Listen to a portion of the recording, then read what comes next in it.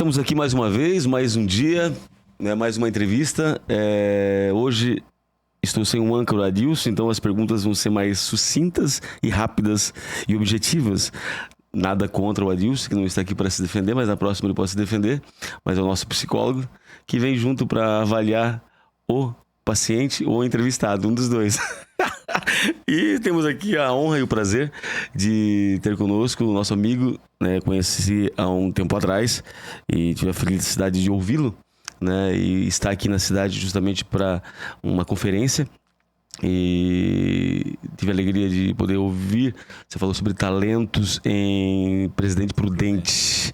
Matheus Soares, casado, pai, 2 meninos? 2 meninos, Benjamin e Luíde, casado com a Mara. Casado com a Mara, de Cabo Frio, uma praia muito linda, mas muito fria, tá, gente? Eu já fui em Cabo Frio, é uma benção. Linda, linda, linda, linda, linda, mas frio, né? Fria, água muito gelada. Muito gelada. Atualmente você está morando em São Paulo. Tudo bem, Matheus? São José dos Campos, tudo bem? Que bom estarmos juntos aqui. Tudo paz, querido? Um abraço a todos que vão assistir, que legal termos esse tempo de bate-papo e obrigado por esse momento aqui também. Você nasceu na igreja? Graças a Deus. Nasci em Campos dos Goytacazes, norte do estado do Rio. Sim. Mas desde o começo da minha vida foi dentro do ambiente cristão. Tem uma piadinha antiga que os caras chegavam na igreja e falavam assim: você nasceu na igreja? Quem é que nasceu na igreja? Aí 70% do pessoal levantava a mão e falava assim: o restante nasceu no hospital mesmo, né? Por aí. Eu nasci na igreja. Por aí. Nasci em ambiente cristão e isso fez toda a diferença para minha trajetória de vida. Seus pais são vivos? Mamãe já partiu em 2020. E mamãe foi uma guerreira. Mamãe enfrentou por quase 15 anos mais de 10 tipos de câncer diferentes. E aí partiu no final de 2020. Partiu dia 29 de dezembro e sepultamos ela dia 30. Véspera de ano. Foi a gente pegando Covid. Começou a dar os sintomas dia 30 para 31. Provavelmente pegamos ali naquele momento final. Ela faleceu com decorrência do Covid? Não. Foi câncer. Do câncer mesmo. Câncer de pulmão. Foi o último estágio do câncer dela, porque virou metástase, infelizmente. Sim. Entrou num período bem complicado. Só que todo o cenário daquela virada de ano ali pra gente foi muito traumático, muito dramático. Então, mamãe partiu em 2020, papai é vivo. Inclusive passou a virada de ano com a gente agora no interior de São Paulo. E retorna hoje para Cabo Frio. Mas Cabo Frio é a cidade que eu passei grande parte da minha vida. Eu nasci em Campos, mas vivi minha vida inteira lá. Então é a cidade que... 20 quilômetros, 30? Dá um pouquinho mais, dá 150 quilômetros. É aquilo que é chamado da parte já norte do estado do Rio, só que é litoral. Então você passa a ponte Rio-Niterói saindo do Rio, pega a BR-101, na altura de Rio Bonito você pega um acesso chamado Via Lagos. Então você vai ali naquela região litorânea de Iguaba, São Pedro, Araruama, aí você tem Cabo Frio, Arraial do Cabo, Buza, depois Rio das Ostras, Macaé, e segue para o norte do estado do Rio, região de Campos, que é a região que eu nasci. Mas grande parte da minha vida foi ali. Pelo menos até agora, mais de 90% da vida foi vivenciada ali. E escola dominical na sua vida? Fez presente? Fez presente. Você gostava ou era obrigado? Eu gostava. Acho que no começo a gente vai obrigado, né? No começo, na verdade, a gente vai pela interação, né? Sim. Você vai porque você gosta ou da metodologia que a tia utiliza, ela é muito agradável dando aula, ou um colega que você tem. Você passa por aquelas histórias tradicionais para crianças, Sansão, Davi... mas o ambiente do ensino foi um ambiente que desde muito cedo eu comecei a lidar com ele. Minha mãe era professora. Sim. Então eu cresci vendo mamãe rodar no folha e mimeógrafo, aquele cheiro de álcool, aquela base que você botava assim para sair, roxa, corrigindo prova de aluno. E papai, quando eu tinha 6, 7 anos de idade, ele era aluno da ETAD. Acho que o Bernardo Johnson da época já tinha falecido, mas a ETAD era você não tinha o CETAD, você não tinha o ETAD era o nosso curso de teologia. E muito bom. Muito bom. Tinha um outro... Antes do CETAD tinha um também no Paraná. Eu esqueci o nome. IBADEP. Você não tinha IBADEP, você não tinha o CETAD, você não tinha nenhum desses núcleos. Pindamonhangaba não tinha ainda. O IBAD não tinha... O IBAD era a escola de formação em internato, mas você não tinha o IBAD à distância. E o Bloco Pentecostal não estudava em outras frentes. Como, por exemplo, a UMESP na Metodista, ou Batista do Sul no Rio, que tinha um polo muito forte. O assembleano, ou ele fazia o curso à distância do ETAD, ou então ele era enviado para Pindamonhangaba para fazer o IBAD naquela época ali, que foi até 2004, 2005. E lá em cima era o Betel? Lá em cima, no Nordeste? O Betel hoje, se não me foge a memória, é o último seminário internato do Brasil. Eu cheguei a visitar o Betel é em João Pessoa, do lado ali, acho que é Bahia, algum local ali, mas é na Grande João Pessoa. Ali tinha o Betel. A região de Belém tem uma faculdade batista muito boa. Perto ali, quem é do Pará vai conhecer. Perto do entroncamento ali de Belém com Ananindeu. Não sei como está hoje, mas era muito tradicional. Recife também. O Brasil sempre teve bons polos de ensino teológico. Sim. E uma geração muito boa, que era uma geração de teólogos que eram pastores, que lidavam com a prática do dia a dia da igreja, sem a preocupação de entrar numa via ou numa veia acadêmica que depois conduziu muito para a teologia liberal. Sim. Mas era teologia de mesa, prática, bons expositores bíblicos. Sim. Era uma geração simples, mas de convicções muito cristãs, de enraizamento naquilo que é de fato o evangelho. Então, aquilo ali formou a grande boa geração que o Brasil teve nas últimas décadas que nós vivenciamos. Então, o assembleano, ou ele ia fazer a teologia à distância, ou ele ia para o IBAD. O papai fez a distância num polo da ETAD, então com 6, 7 anos de idade eu estava lá. Então, lidando com aquele ambiente de teologia com 6, 7 anos, vendo o papai estudar ali, e aquilo ali começou a me despertar um amor pelo ensino, pela teologia. Eu me lembro até hoje de uma lição da ETAD dos Profetas Maiores, de Jeremias. Eram uns livros grandes assim, coloridos. Sim, eu tenho aquela coleção didático. Eu peguei esse ano o diploma, eu pedi. Eu sou do núcleo 081. A matrícula agora eu não estou lembrado o nome. Mas todo sábado à tarde, era 4 anos, né, cara? 4 anos todos, sábado à tarde. Dos 14 anos, com 14 anos. Você é quase igual ao seu número 300 na CGDB. Por aí. Caraca, e aí foi uma... Só que assim, nós não tínhamos, eu tinha o sonho de ir pra Pindamonhangaba, porque lá vem o Edson Bruno, vem o José Aristiche, pregadores, né? Imagine, estudavam, nós não tínhamos internet, não tínhamos procura, era livro, poucos livros, Barça. Eu acho que para aquela geração, para aquela configuração, a gente nasceu tarde. Sim. Você é de 82? Eu sou de 90. O IBAD, os últimos anos bons do IBAD foram os anos da década de 90. Que coisa, o termômetro de qualidade do IBAD tinha 2 nomes. Pastor Colenda. Sim. E a pastora Doris Lemos. Era o eixo. E curiosamente a pastora Doris venceu acho que 50 anos da sua vida no IBAD. Se não me foge a memória, ela faleceu quando ela faltava um dia, eu acho que para o ano 51 do IBAD. Então Deus deixou ela viver 50 anos inteiros. Resgatou um dia antes de virar 51. Essas coisas que não dá para explicar. E meio mística dentro da questão de quando é contado, mas isso aconteceu. Porque era um modelo, eu acho que a grande chave ali era um modelo piedoso. Sim. A teologia, se não tiver piedade, ela se torna letra fria. E letra fria mata. A piedade em que sentido, Matheus? Piedade em relação a uma vida simples, com temor de Deus, uma vida devocional, um caráter cristão que é totalmente determinante na questão do caráter da vida do ser humano. A fé só funciona se você tem uma base saudável no indivíduo. Se você tem uma base errada no indivíduo, a fé às vezes é um estrago para a pessoa. É difícil falar isso, mas parece que tem gente que emburreceu depois que se encontrou com a fé. Porque a formação da pessoa é horrível. Ela nunca aprendeu a ter caráter, ela nunca aprendeu a honrar com a palavra dela, a ser uma pessoa correta. Valores. Valores. Ela vem de um lar que é disfuncional, nunca soube ser um bom esposo, uma boa esposa.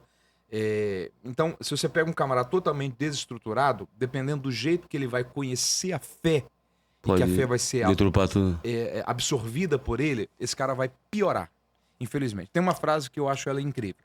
É melhor alguém ainda não ter conhecido Jesus do que ter conhecido Jesus da maneira errada. Porque se a pessoa assimila errado, que é o evangelho, que é a fé, o que é a graça... Mas aí não é o papel de nosso como discipulador e igreja. Só que hoje, infelizmente, hoje muita gente pensa que o camarada levantou a mão, tô vindo na igreja, aceitou Jesus e ele tá salvo.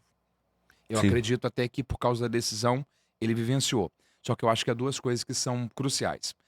A conversão e o processo da santificação. Alguém pode ser convertido no momento, mas a santificação é um processo, é uma nova vida, é uma nova cultura. Um curso que me ajudou muito foi o Homem ao Máximo, sabia? Do Edin, alguma coisa. Sim, vieram para o interior de São Paulo, dos Estados Unidos, tinha uma missão de doação e trabalhou muito sobre caráter, questão de palavra. Nós devemos muito aos americanos nisso, né? Sim. Você vê, a Assembleia de Deus, embora são suecos, mas vieram dos Estados Unidos. Sim. A Batista veio pelos Estados Unidos. Quadrangular. Grandes centros de formações, Estados Unidos. O próprio IBAD. O IBAD vem pelos Estados Unidos. Quando nós completamos 50 anos de denominação, em 1961, nós não tínhamos seminário no Brasil. Os americanos começaram a ter iniciativas de plantarem seminários aqui e treinarem, formarem toda uma geração pastoral. Nós devemos muito aos Estados Unidos. Até hoje os Estados Unidos têm uma influência muito grande sobre a gente em relação a isso. Você vê que coisa, como que às vezes tem países que eles se tornam quase que dependentes de outro. Eu tive agora recentemente na Angola, você já esteve na Angola, e aí no final eu conversei com um dos pastores e eu perguntei o seguinte, me ajuda a ter um feedback geral aqui sobre a nossa passagem por aqui. Foi uma conferência de líderes, eu fui com mais 8 pastores e nós pregamos para eles no nosso perfil que a gente prega no Brasil. Foram alguns dias de programação. Eu falei, se teve alguma coisa, alguma expressão, alguma abordagem que dentro da nossa cultura brasileira é normal e natural, mas talvez na cultura angolana trouxe um desgaste, que talvez isso criou uma resistência em alguma coisa com vocês, alguma coisa que dentro do cenário geral você para e fala assim, não curtimos muito isso daqui. E ele me deu uma resposta muito curiosa. Ele falou assim, ó, há uma coisa que pouca gente vai falar com você. Ele falou assim, mas a Angola olha para o Brasil e vê o Brasil como referência. Ele falou assim, Moçambique olha para Angola, Angola olha para o Brasil e o Brasil olha para os Estados Unidos. Sim. Então é uma coisa curiosa. Então a gente sempre... Quase um sacrilégio. É quase um sacrilégio. Então a gente... De qualquer comentário. Parece que sempre vai ter esse peso de influência. E os Estados Unidos sempre influencia a gente. Às vezes no estilo de música. Você pega, por exemplo, 10 anos para cá. Sim. Cultura de música, você pega americana, 2, 3 anos para cá. Hoje é Elevation. Sim. Antigamente eu acho que era Jesus Culture ou Chris Culture. Sim. Mas tem uma Maverick, você teve a Hillsong, que por muito tempo que teve uma grande influência nos anos dourados do Brian Houston, a própria Bethel do Bill Johnson. Então sempre acontece lá e vem para cá. Eu acho que muitos dos nossos auditórios que estão se tornando um pouco mais modernos e contemporâneos, fruto também de lá, o modelo de igrejas com escolas. A gente passou da época que a igreja era só um lugar que você ia para fazer culto. Hoje a igreja tem que ser um centro de formação. Sim. Porque a gente demorou para entender que a gente precisa de colégios cristãos. A gente precisa de faculdades e universidades cristãs. Tu acha que consegue implantar no Brasil isso? Eu acho que ainda dá. Tem algumas cidades que a gente vê que está funcionando, dando muito certo. E aí eu citaria como exemplo, por exemplo, Igreja da Cidade de São José dos Campos. Sim. Pastor Carlito Paes, o colégio, a universidade, talvez uma das primeiras igrejas do Brasil que ela tem colégio e tem universidade. Então ela tem uma estrutura completa para receber o seu filho com 2 anos e entregar esse seu filho com 24, 25 anos. Formado em nível superior, com uma escolaridade cristã, livre de ideologias tóxicas que não são matéria. Escola é para formar pessoas em matéria. Ideologia, cada um vai ter a sua. Sim. A escola é para formar indivíduos para serem bons profissionais em áreas da sociedade. Sim. A gente precisa de colégios cristãos.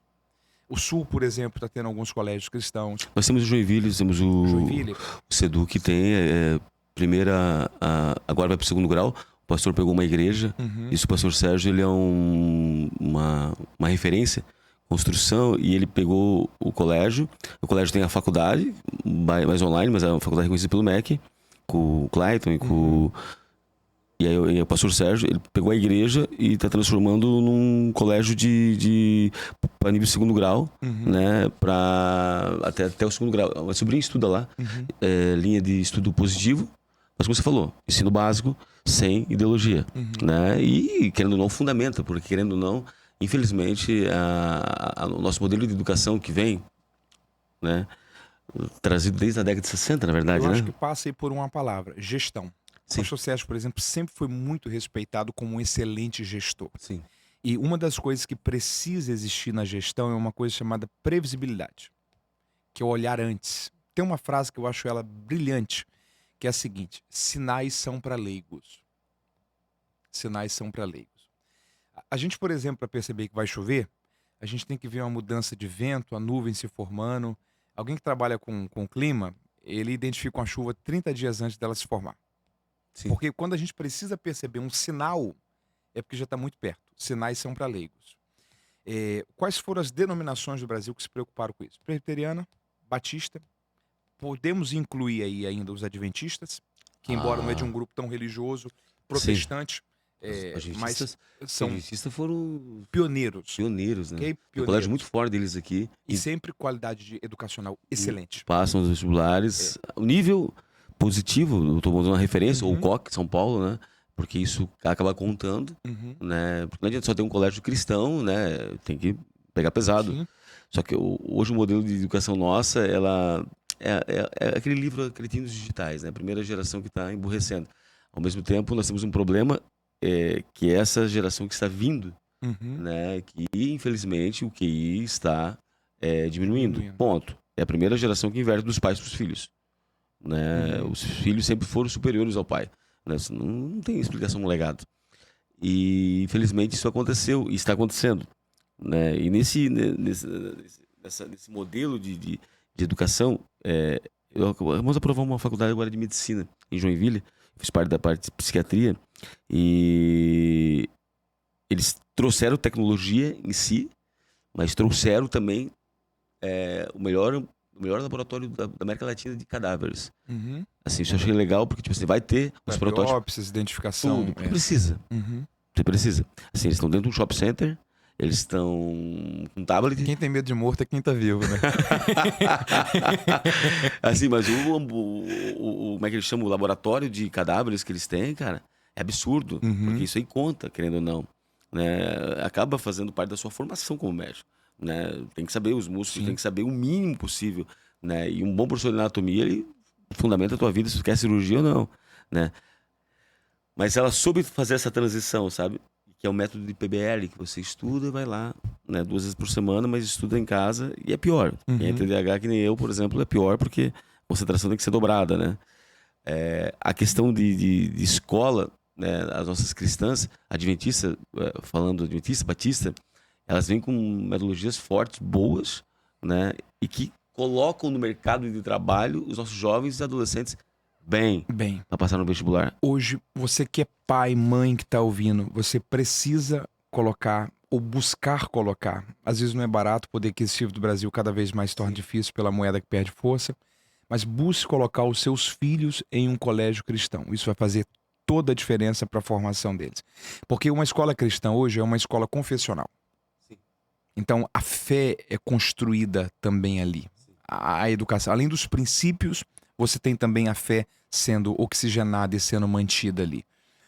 Essa questão, e aí, voltando a essa ideia, sinais são para leigos. Sabe quando é que a gente percebeu que a gente tinha que ter um colégio cristão? Quando a gente começou a ter problemas com o ambiente de educação comum que está trazendo prejuízo para a formação da fé e está desconstruindo pilares e valores nossos. Esses outros grupos que a gente citou denominacionais, esses caras preveram isso há muito tempo. Porque sinais são para leigos. Quando a gente precisa de um sinal para reagir, é um problema. Quando a gente precisa de um sinal na saúde para ver que a saúde não está boa, um sinal no casamento para ver que o casamento não está bom, um sinal na vida cristã para ver que a vida cristã não está boa, nós perdemos tempo de reação. E aí eu volto à questão dos americanos. Os americanos, eles são referência para a gente em muita coisa. Tem coisas que a gente tem que repensar? Claro, cada modelo, cada configuração tem o seu perfil.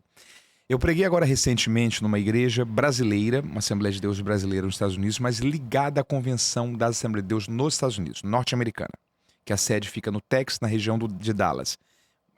Então é a configuração deles, não nossa da CGDB, a configuração deles. Uma igreja nova, relativamente nova, está com 3, 4 anos, está com 400 e poucos membros, o pastor fazendo um excelente trabalho, numa região que tem muito brasileiro e poucas igrejas brasileiras, Columbus, no estado de Ohio.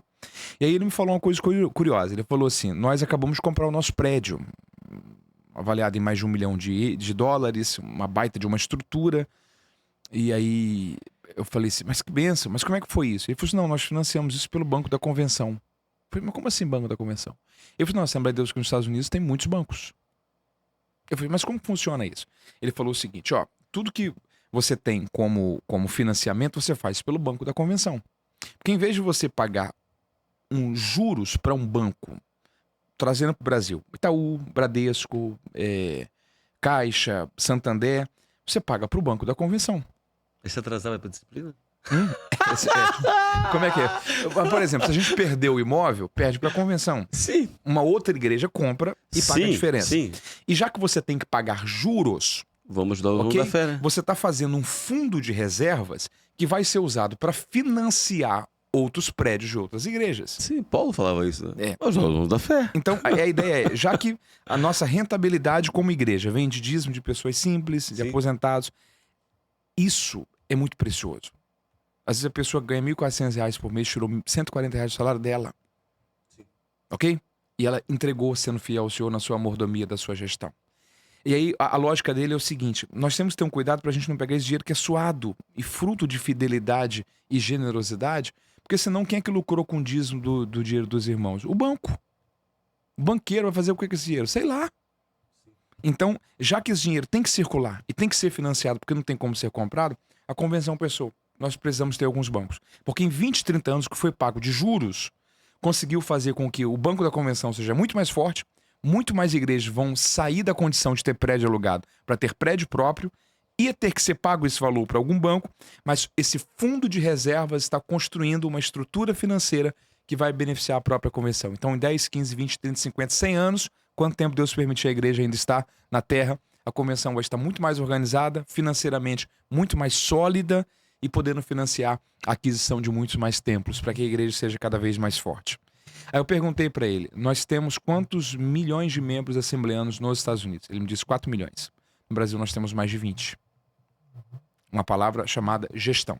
Então sempre passa por gestão. Então essa ideia de o gestor é aquele que enxerga a distância, que vê longe. Porque se a gente depender de chegar em 2030, 2040 para identificar um problema, nós perdemos tempo. Porque sinal é só para leigo. Esse aqui tinha que ser identificado em 2020. Para que houvesse uma previsibilidade, para que o transtorno fosse muito menor. Então, os Estados Unidos sempre teve isso em relação a gente. Mas então, essa questão de ter essa percepção, esse insight, tu acha que é uma questão espiritual, uma questão natural? Eu não vou espiritualizar, não. Eu acho que é uma questão de convivência. Tem uma frase que eu acho ela incrível. Eu esqueci quem é o autor dela, mas é uma frase de um pastor que ela fala o seguinte: se eu conseguir ver longe, é porque eu vi pelo ombro de gigantes. É de um... Eu esqueci o nome dele. É um professor. É a ideia de que alguém muito grande te trouxe para perto. Você aprendeu a ver como esse cara vê, a saber lidar com tensões, com oportunidades, com crises, com o cenário geral da vida. Então você desenvolve uma maturidade, uma experiência. Isso vale para tudo. Isso vale para o camarada que é professor, que é pastor, que é advogado, que é gestor de empresa, tudo. Eu sempre pensei uma coisa comigo. Tem alguém que está fazendo hoje, com muita excelência, o que eu quero estar fazendo em 10, 15, 20 anos com muita excelência. Esse cara está 10, 15, 20 anos à minha frente. Eu preciso estar perto dessa pessoa. Sim. Tem alguém que está fazendo o que eu estou fazendo hoje com uma qualidade que é o meu sonho um dia fazer. Sim. Se eu estiver perto, eu vou perceber coisas que nenhum curso, nenhuma faculdade, nenhum livro iria me ajudar a ter aquela leitura de cenário. Então, eu penso que parte disso se deve à organização. Pode ser que a pessoa tenha um sonho, receba uma palavra profética, ouça Deus falando direcionamente com ela. Glória a Deus por isso. Mas na grande maioria das vezes é fruto de aprender com quem está fazendo hoje o que eu quero estar fazendo bem daqui na frente. Então eu preciso ir aprendendo, eu preciso ir desenvolvendo. Eu acho que passa mais por organização e por convivência. Por convivência. Tem mesas que te aceleram 10 anos da vida. Sim. Com certeza já passou pela experiência de sentar uma mesa que o papo que está conversando ali, você fala assim, cara, isso aqui está 15 anos atrasado. Sim. E tem mesas que você sentou ali e você fala assim, não, eu estou há 15 anos ainda disso, eu preciso estar mais nessa mesa. Essa mesa vai me despertar para crescer, para melhorar, para desenvolver. Então eu acho que passa por isso.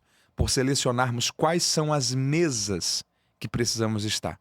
Porque uma mesa que te inspira, que te desafia, ela vai te ajudar a ser melhor amanhã.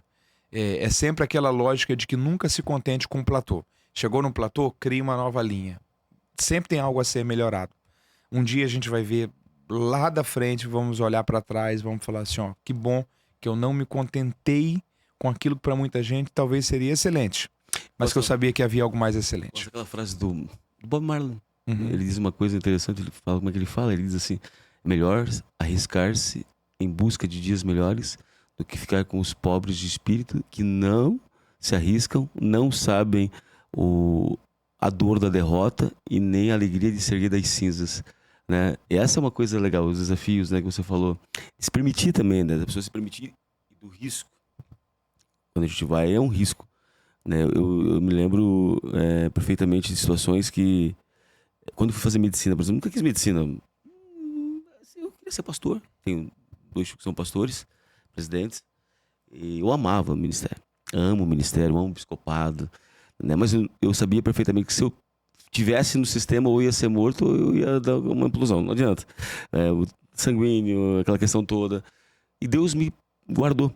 Me guardou no sentido de... Me decepcionei muito rápido com o ministério em si. Né? Logo eu vi que aquele mundo Cinderela estava fragmentado. E um pastor me ajudou a me curar. Né? Me curar. E assim, eu nunca deixei respingar. Ou sempre fechei. Não estou aqui jamais protegendo quem precisa de justiça. Mas eu gosto muito daquela coisa assim. Vamos nos guardar. O técnico do Manchester, eu gosto muito da visão dele. Porque ele quebrava o pau no vestiário. O atual? Não, o Alex lá. O Ferguson. Okay.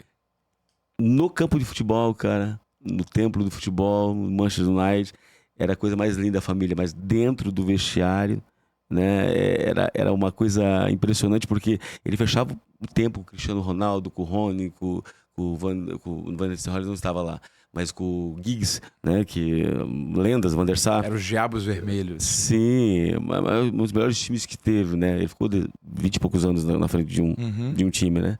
Então, essa questão. Então, a gente não estou em nenhuma utopia. Nós estamos cheios de BOs, cheios de problemas, mas é onde nós estamos. Nos ajudou a chegar até aqui, né? Nos ajudou a chegar até aqui. Chegamos até aqui. Ninguém é menino, ninguém é infantil, imaturo. Não. Todo sistema, eu já aprendi uma coisa. Toda igreja vai ter os seus problemas e são iguais. Se você chegar muito perto da cadeira do rei, se você sentar lá, também vai ter as mesmas consequências. Não cria a maneira que você vai fazer diferente. Ponto. Mas essa questão de arriscar, de lutar, de não se contentar. Só que ao mesmo tempo, nós como igreja, nós passamos muito tempo atrofiados. No sentido de Assembleia de Deus. Não posso falar de outra igreja, porque eu sou da Assembleia desde que nasci. Mas a gente ficou muito tempo. Muito tempo. Tinha a questão na época dos costumes, na época dos dogmas. Eu não sei no Rio como é que era há 20, 25 anos, 30 anos atrás. Mas aqui era muito forte. Depois quebrou, né? Foi abrindo, né? Ganhamos rádio e aí por diante, foi embora. O Rio, a Madureira foi pioneira em relação a desconstruir um pouco os usos e costumes um pouco antes. Sim. Então o Estado acabou flexibilizando um pouco mais, porque a Madureira ela é muito forte por causa da tradição do Paulo Levas Macalão e tal. Então acabou dosando um pouco mais, equilibrando um pouco mais isso no período da década de 90, que é o período que eu cresci, aquela década ali. Então a gente lidava com um pouco mais de flexibilização. E era região de praia, né? Cabo Frio, Búzios. Então, por exemplo, enquanto tinha regiões lutando pro cara não usar bermuda, lá a gente tava tentando fazer o cara não usar tatuagem. Cada um com seu peso e sua medida, né? Na época do costume. Eu lembro até hoje que eu ouvi um pastor, cara, falando. Mas sabe que isso era cultural, né? Era cultural, era denominacional. Eu lembro de um pastor que falava assim: Mateus, eu peço o cabelo aqui pra ter aqui. Se eu pedir aqui, vai ser aqui. Eu me estendo um pouco era mais. Era o mundo, era a cultura da época. Sim. E faziam com temor, não era com maldade. Não, aí em 98 eu li o livro do Ricardo Gondim, É Proibido. Ali me quebrou, né? Sabe que ali me desconstruiu tudo. Eu queria matar o Ricardo Gondim, depois queria matar o Silas Malafaia, pregando a igreja do Jabes, a liberdade do legalismo. Eu falo pro Jabes, esse cara que ele me desviou, cara. Mas me abriu. Por mais que tivesse feito detalhe do contexto que a gente estava, sempre respeitei. E foi embora. Né? Foi embora, eu sou um cara ortodoxo no sentido de igreja, assim, não adianta mandar eu pular, eu não vou pular, não esquece, Matheus, não vou pular, acho feio pular e não tem mais joelho pra ficar pulando também, mas não sou contra, não sou contra pular, dança, faz o que você quiser, a gente se libertou disso, né? Mas a criação, a personalidade, ela vai configurando, vai se formando, né? E pronto, né? E eu acho que nesse sentido a igreja, voltando pro assunto, ela perdeu um time no sentido de nós estamos falando lá que você puxou aqui, eu sou TDAH, eu fui para outro assunto, né? No sentido de eu estava falando que ela perdeu o time a nossa Assembleia de Deus em si, no sentido de estudos, no sentido de secular, que você poderia ser usado por Deus com a profissão, né? Nós não tínhamos, porque era o grande segredo. É o que hoje é chamado de bivocacionado. Sim. Porque você pode ser um excelente pastor, mas também ser um excelente profissional de alguma área. Sim, sim. E o caminho. Só que ao mesmo tempo nós temos. Hoje, eu não sei como é a tua leitura com relação a isso. Eu até queria perguntar com relação a você a isso.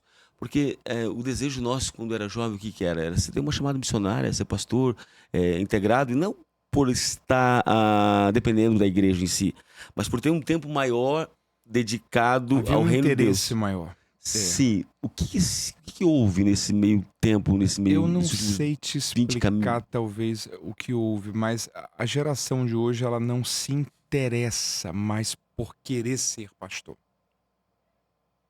A nossa geração, desde o início, por exemplo, cara, a gente brincava de cultinho. Sim. E a gente Verdade. sempre era ou o pastor ou o cara que expulsava o demônio. A gente sempre era a figura protagonista. Sim. É. Não, e era uma alegria, né? Porque era a oportunidade que a gente tinha, né? Sim, então a gente cresceu num ambiente que isso daí foi aflorando na gente, foi despertando na gente. A geração de hoje, ela faltou um pouco de interesse. Eu acho que, não sei se é a internet, você pega hoje, por exemplo, qual que é o sonho de um jovem hoje? Ou é ser um youtuber, ou é mexer com bolsa de valores, com day trade. Sem informação? Eu acho que isso também tem a ver com a mentalidade de uma geração que é refém da dopamina, do resultado rápido. Sim. Ok? Você imagina, por exemplo, você chega pro camarada e fala assim, cara, você prefere o quê? Estudar 8, 10 anos pra você ser um médico mais respeitado da geração? Ou você aprender a fazer day trade e você fazer R$2.000 por dia em aplicação, sabendo a hora de comprar, a hora de vender, entendendo o gráfico, vendo projeção de mercado, narrativas de mercado? E eu falei assim, não, eu prefiro começar a ganhar R$2.000 hoje fazendo day trade. Tem que estudar. Tem que estudar. Mas qual que é o grande lance? É que a gente hoje prefere coisas rápidas. Sim. Então por que é melhor, por exemplo, comer uma barra de chocolate do que comer salada? Porque a barra de chocolate tem açúcar e açúcar gera dopamina. Por que é melhor jogar hoje videogame do que caminhar 1 hora na esteira? É porque a caminhada da esteira ela não vai te dar uma dopamina agora, ou jogar videogame sim. Por que, por exemplo, hoje a pessoa prefere jogar do que estudar? A dopamina só vai te dar um resultado do estudo depois de 4 anos, quando você se forma. Sim. O jogo não. Então, a geração da gente, ela tá desejosa de ter resultados rápidos. Então, eu penso que isso criou também um sentimento de que o ministério começou a se tornar algo mais evitado. Talvez porque em algum momento, e no norte e nordeste do Brasil, isso hoje ainda existe em alguns locais. Você tinha que cumprir, por exemplo, 4, 5 anos de diácono para presbítero, mais 4, 5 anos de presbítero para evangelista, mais 4, 5 anos... Pelo caminho, né? Então o camarada chegava para ser pastor com 55, 60 anos. Ah, mas é porque é a fase da maturidade. Ok, mas ele não vai ter mais disposição, vitalidade para deixar os melhores anos da sua vida numa cidade pastoreando com o sentimento de ser um visionário. Porque ele está cansado. Sim. É o ciclo natural da vida. Por 50 é difícil o cara mudar. É. O cérebro dele, a neuroplasticidade dele vai ser comprometida, né? Não vai ter a mesma facilidade que tem os 20, 30 anos em mudanças e errar também. Porque ele pode errar e deve errar. Agora, um erro aos 60 anos pode ser fatal, né? A idade do risco é de 20 a 30. Depois de 30 você estabiliza. Você começa a preferir conforto. E o conforto é o pior de todos os vícios. Porque ele te impede de avançar, de se reinventar, de ser ousado, de estar disposto a reconstruir. Ele te joga no modelo de zona de conformismo, de comodidade. Tá bom aqui. Acabou. Nasci assim. Morreu vivo. Assim. Vai levar 40, 50 anos para enterrar, mas já tá morto. Capacidade criativa morreu. Sim, isso é um problema sério, né? Então, os 20, 30 anos, você consegue ter mais... Se você errou, você tem possibilidade de corrigir. Porque você sente, não, a vida está começando agora. Então você se expõe mais a riscos. E cresce mais quem se expõe mais a riscos. E aí o problema chega uma hora que a pessoa tem mais memórias do que sonhos. A vida acontece enquanto a gente sonha. Mas tu acha também que com relação Só que também isso proporciona maturidade. Ao episcopado, não existe uma geração traumatizada também pelos pais que sofreram na mão de alguns, poucos, mas alguns? Eu acredito. Deus não deixava ninguém desenvolver o ministério antes dos 30 anos. Era tudo depois dos 30. Porque Sim. Chamava com os 17, mas... É difícil usar essa expressão, mas ministério não é para meninos. Sim. Ministério é para gente que alcançou maturidade. Porque você ser um líder que representa Deus para uma comunidade é algo muito sério. Sim. Um erro seu lança pessoas numa eternidade sem Deus. Então, ministério é para gente que alcançou maturidade, equilíbrio, teve uma boa formação, tem juízo, Sim. sabe as consequências, não vai ser inconsequente. Então, ministério não é para meninos. Não na ideia de que Deus não usa meninos, de que meninos não vão ser usados, não. Mas se até o próprio Cristo 30. esperou 30. Davi 30, José 30. José 30. O sacerdote só podia ser sacerdote depois de 30. Deus chamou Jeremias com 20 e usou com 40. Ministério, e aí eu não entro muito na questão da idade, mas sim, ministério é para pessoas maduras. Sim, que passaram, foram provadas, que foram... Porque tem gente de 50 imaturo, tem gente de 25 que alcançou maturidade. Sim. Mas é pequeno o número, né, de pessoas que alcançaram maturidade. Mas tem pessoas com 20, 22, 25 anos, casadas, responsáveis, tem hombridade. Sim. Hombridade em si. Vem muito da escola também que está, ou como se permite. O ambiente que gerou. Então, mas ministério é para maduros, é para pessoas maduras. Hoje me lembro, tô falando de maturidade, me lembro que eu estava com eu fui na casa de praia aqui, eu estava com um líder meu, primeiro líder de jovens, né? Tava fazendo detalhe, eu trabalhava numa panificadora e era líder de jovens, era o quarto líder de jovens, o líder do ciclo de oração, na verdade, né? Numa igreja chamada Porto Rico, uma igreja pequena aqui, nossa, uma congregação, que é um distrito hoje. E o Serginho era um cara muito simples, cara. Muito simples, paranaense, aqueles matador mesmo, de mestre de obras. E ele é um líder, nós tínhamos 45 jovens. E um dia eu cheguei em casa cansado e briguei com a minha mãe. Briga de discussão, personalidade igual, dois sanguíneos. Aí eu tinha esquecido uma toalha. Aí minha irmã, usada pelo inimigo, falou bem assim: aí não adianta, agora vai pro púlpito lá, né? Aí fica lá em cima, né? Santarrão. Aí eu peguei e fiquei embaixo. Falei, não vou subir, não. Eu lembrei ele até se emocionou. Eu vou te lembrar de uma história pra você hoje. Lembra, não vai lembrar, num sábado à noite, eu estava trabalhando na panificadora e fui pra da etade eu fui pro culto de jovens, que eu ia dirigir o culto de jovens. Eu tinha convidado o pregador e o cantor. Eu era muito animado para convidar o cantor, o pregador, fazer eventos, né? Tinha muita vontade. E aí eu cheguei aquele dia, eu não quis subir o púlpito. Você foi lá embaixo, você tem a 4ª série só. Você sobe. Não tô legal hoje, eu briguei em casa. Sobe. Depois a gente cura as feridas. Sobe porque você tá no batalhão aqui, filho. Tá listado. Depois a gente tem que consertar. Mas sobe. Você precisa estar aí. E aí ele usou o texto que eu nunca me esqueci de... Por mais que talvez ele usou de forma errada, mas usou o texto de Salomão. Te mostrares fraco no dia da angústia, era pouca força no dia da batalha. Falei, tá bom. E daquele dia em diante, eu tinha 15 para 16. Nunca deixei. Mesmo estando quebrado, fragmentado, mesmo querendo sair pela culatra, fugir, desistir, nunca. Não, eu tô aqui, eu tenho que honrar, eu tenho que entregar, eu tenho que estar, eu tenho que se fazer presente, né? Para ele não foi nada, nunca esqueci. Fazem 20 alguns anos, né? Eu falei assim, cara, isso foi importante. Para ti não foi, talvez foi uma palavra tua, mas com a tua simplicidade, cheio de coisas, tu trouxe um ensinamento para a vida. Para a vida. O papel de líder, de responsabilidade. Eu tenho uma responsabilidade. Eu tinha que consertar as coisas lá em casa, eu tinha que pedir perdão. Mas eu tinha que também servir aqui. Né? Peça perdão, ora a Deus e sobe. Né? Isso me ajudou, poderia ter me matado. Poderia ter me matado, mas tu me deu vida. Tu me curou, me deu vida e me trouxe para cima. Né? E eu nunca esqueci isso. Né? Só que a questão e cada vez mais a gente percebe, você falou uma coisa séria, porque a vida lá em si, ela vai nos dando a oportunidade de amadurecer. São escolhas também que a gente decide, né? Se a gente quer ficar brincando no parque de diversões, um playground da vida, ou se a gente quer, né, responsabilidades. E responsabilidades custam caro. Sim. Por isso que não pode ser para meninos. Precisa ser para gente que entende que a vida existe para homens. Tu já deve ter visto a foto dos presidentes americanos e até os brasileiros antes e depois do mandato?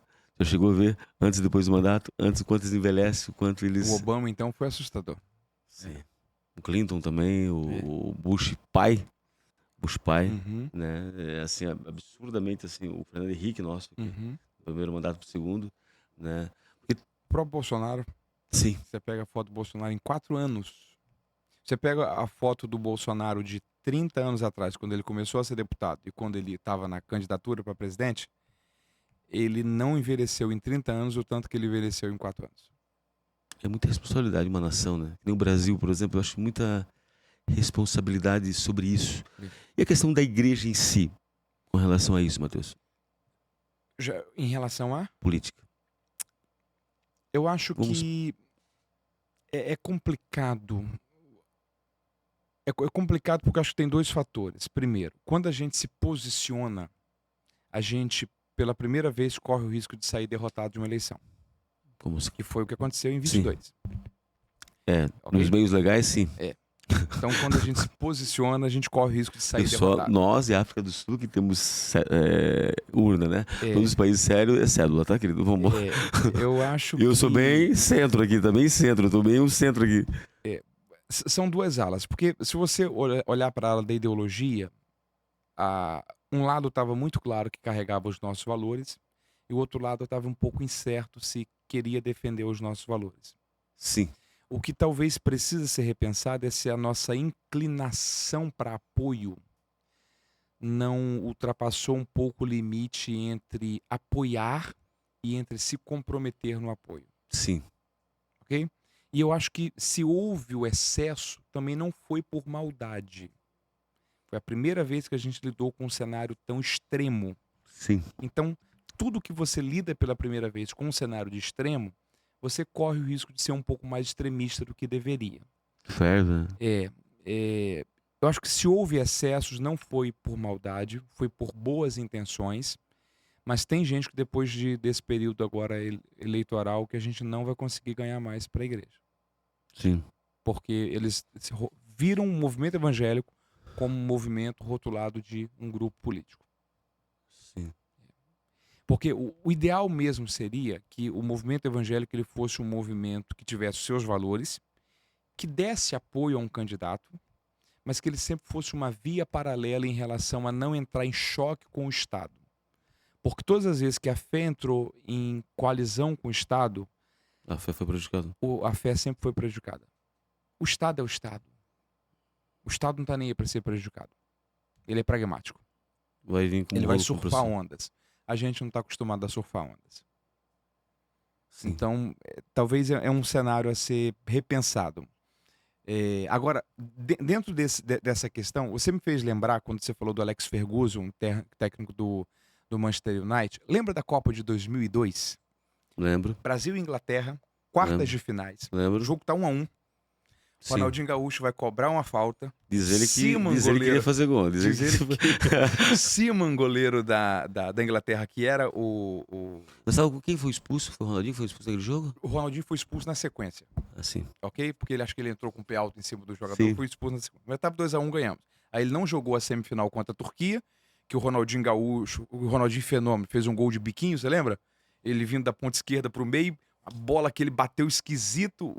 Foi esquisito. E foi 1-0. O técnico deles era o goleiro deles era o Rustu, que era um cara que pintava. Sim. Assim. Aquela Copa foi a primeira grande Copa. E o Sucur era o atacante. Sucur. Era o 9 deles. Era um cara cabeludo. Sim, o goleiro sim. O goleiro era o Rustu. Eu não lembro da configuração da Turquia, mas eu lembro que a gente pegou eles 2 vezes naquela época, porque um dos jogos foi logo na entrada, que nós ganhamos com uma certa vantagem. O cara deu um chute com a bola no Rivaldo, o Rivaldo fez quando foi no roxo, não tinha VAR, expulsaram o cara da Turquia. Sim. Uma confusão terrível. Mas, e aí o Ronaldinho Gaúcho, ele cobrou aquela bola, o Seaman adianta, e aí o Seaman, quando tenta voltar, não consegue pegar ela, foi o gol. O técnico daquela seleção da Inglaterra... Era o Erickson. O Erickson. Faleceu agora recentemente. Sim. Treinou o Liverpool. Ele treinou... Ele não chegou a treinar o Liverpool. Não, ele foi só uma consideração do Klopp. Eu vou chegar nesse ponto. Ele treinou a melhor geração da Inglaterra recentemente. Aquela geração, você tinha o Ferdinand, Beckham, você tinha o Owen, você tinha o Seaman, que era um goleiraço, o Cohen. Então você tinha um baita time, ok? Aquele time, ele era time para ser campeão daquela Copa. O Scherer tava lá? Não, tava em 2002. Não, 2098 o Scherer.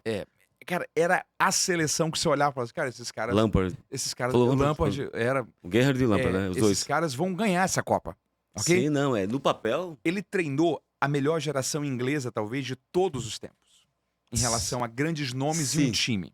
ok? Tá vindo uma boa agora, né? Ele faleceu agora recentemente e ele estava em câncer, só que fizeram para ele uma pergunta: você tem algum arrependimento na vida? Ele treinou a melhor geração do país dele, de todos os O tempos. ápice, que é O ápice. a seleção. E ele falou: eu tenho um arrependimento. Eu não treinei o Liverpool. Esse cara treinou a seleção inglesa. Sim.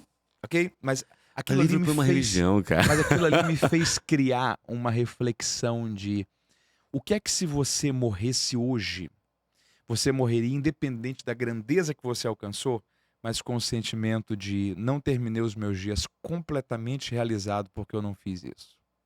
O Galvão, já viu a entrevista do Galvão? Não. Ter narrado o Gustavo Kitter? O Guga? Ele não narrou. O arrependimento dele na narração foi ter narrado o Gustavo o Guga no auge dele quando ganhou o Roland Garros, né? Então a vida tem a ver com isso. A vida tem a ver com... Existe uma medida de contentamento que ela faz parte de uma palavra chamada realização. Sim, Você precisa... que é sua. É sua, é pessoal. Você precisa constantemente revisar a vida para a ideia de ainda falta alguma coisa, porque eu quero morrer em um momento que eu olhe para a vida e falo assim, não precisaria mais continuar a viver. Porque eu vivi o que era o meu sonho. Poderia dizer como Vinícius de Moraes, quem passou por essa vida e não viveu pode saber mais, mas sabe muito menos do que eu. É a ideia de eu morri sem que precisasse continuar a viver. O problema é quando a pessoa morre e você fala o seguinte, não era para ter morrido agora. Tinha tanta coisa indo para ter resolvido, feito, corrigido, consertado, mas é a ideia de fechei a vida. É quase que o sentimento de Paulo, combati o bom combate, só que eu completei a carreira. O completar é uma coisa que se você não Paulo completou... não ficou meio amargurado quando ficou sozinho? Porque ele... Uma opinião minha. Se você pegar um terapeuta comportamental e falar para ele o seguinte, lê essa carta aqui. Esse aqui é um pastor que não pastoreou na prática por muito tempo igrejas, ele foi um pastor mais missionário, Sim. ele foi um apóstolo, ele foi a peça fundamental para a expansão de um movimento chamado cristianismo, porque se você pega os 12 apóstolos, ainda que você tire o Judas pelo Matias, ok, Paulo sozinho produziu mais do que os 12. Muito mais. O Novo Testamento tem 27 livros, 13 é da autoria de Paulo. Quem plantou mais igrejas? Paulo. Quem treinou mais líderes? Paulo. Quem fundamentou a teologia cristã? Paulo. A ética cristã é quem? Paulo. Comportamento de obreiro é quem? Paulo. Ceia é quem? Paulo. Casamento, Paulo. Filhos, tudo Paulo. É Paulo. Então, o Paulo tem uma frase muito legal. Paulo foi o maior intérprete da mente de Cristo. Porque Paulo conseguiu configurar aquilo que Cristo projetou para a igreja dentro de uma configuração de instituição. E isso vale até hoje. Nossa configuração hoje, talvez ela é tanto paulina como cristã. Sim. Ok? Porque tem gente que se esquece de coisas que Jesus falou e lembra de coisas que Paulo falou. Então você pega, por exemplo, Paulo falando assim, é melhor que eu não case. Tem gente que usa isso como base, sendo que Deus falou assim, é melhor que o homem não esteja só. Então, tem coisas que o Paulo falou que é dele. Você pega, por exemplo, a primeira carta de Paulo aos Coríntios, se Paulo tivesse escrito aquela carta hoje, Paulo seria cancelado, porque ali ele acaba com o ministério infantil. Ok? Então, o Paulo é aquela pessoa que parece que ele... Só que tem uma coisa, o Paulo ele tinha as neuras dele, só que o apóstolo Paulo ele falava o seguinte, digo eu. Sim. Ok? Esse digo eu do Paulo era como se ele estivesse falando assim, gente, isso aqui é uma opinião minha, tá? Isso aqui, esse indivíduo aqui chamado Saulo, esse camarada aqui, opinião minha, digo eu. Se você pega a última carta de Paulo a Timóteo, o Paulo ele tá ali com algumas declarações muito curiosas. Ele tá se sentindo sozinho, ok?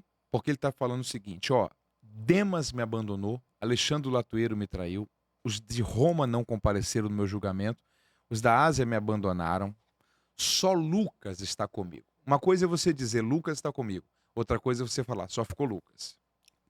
Ok? Sim. Outra declaração dele que ali é muito sugestiva. Quando ele fala assim, Timóteo, vem depressa. Uma coisa é você escrever uma carta e falando assim, Rodrigo, será que você pode vir? Outra coisa é você mandar um WhatsApp para mim falando assim, Mateus, vem rápido. O vem depressa sugere um pouco de agitação. Não vou dizer desespero, mas o sentimento de vem rápido, eu não tenho muito tempo. E ele sabe que está perto de morrer. Porque ele fala o seguinte, eu fui livre da boca do leão, e ali é literalmente aquele cenário de Nero, talvez um pouco antes, mas o cenário de Nero, 67 é o ano que acredita-se... Não, Paulo falece em 67, se não me foge de memória. o Nero já estava tacando o terror ali em Roma naquele período. Sim. Crente morrendo, perseguição. É o período, por exemplo, próximo que Roma vai ser incendiado e dos 14 bairros, 10 vão ser queimados em julho de 64 ou 67, se não me foge a memória.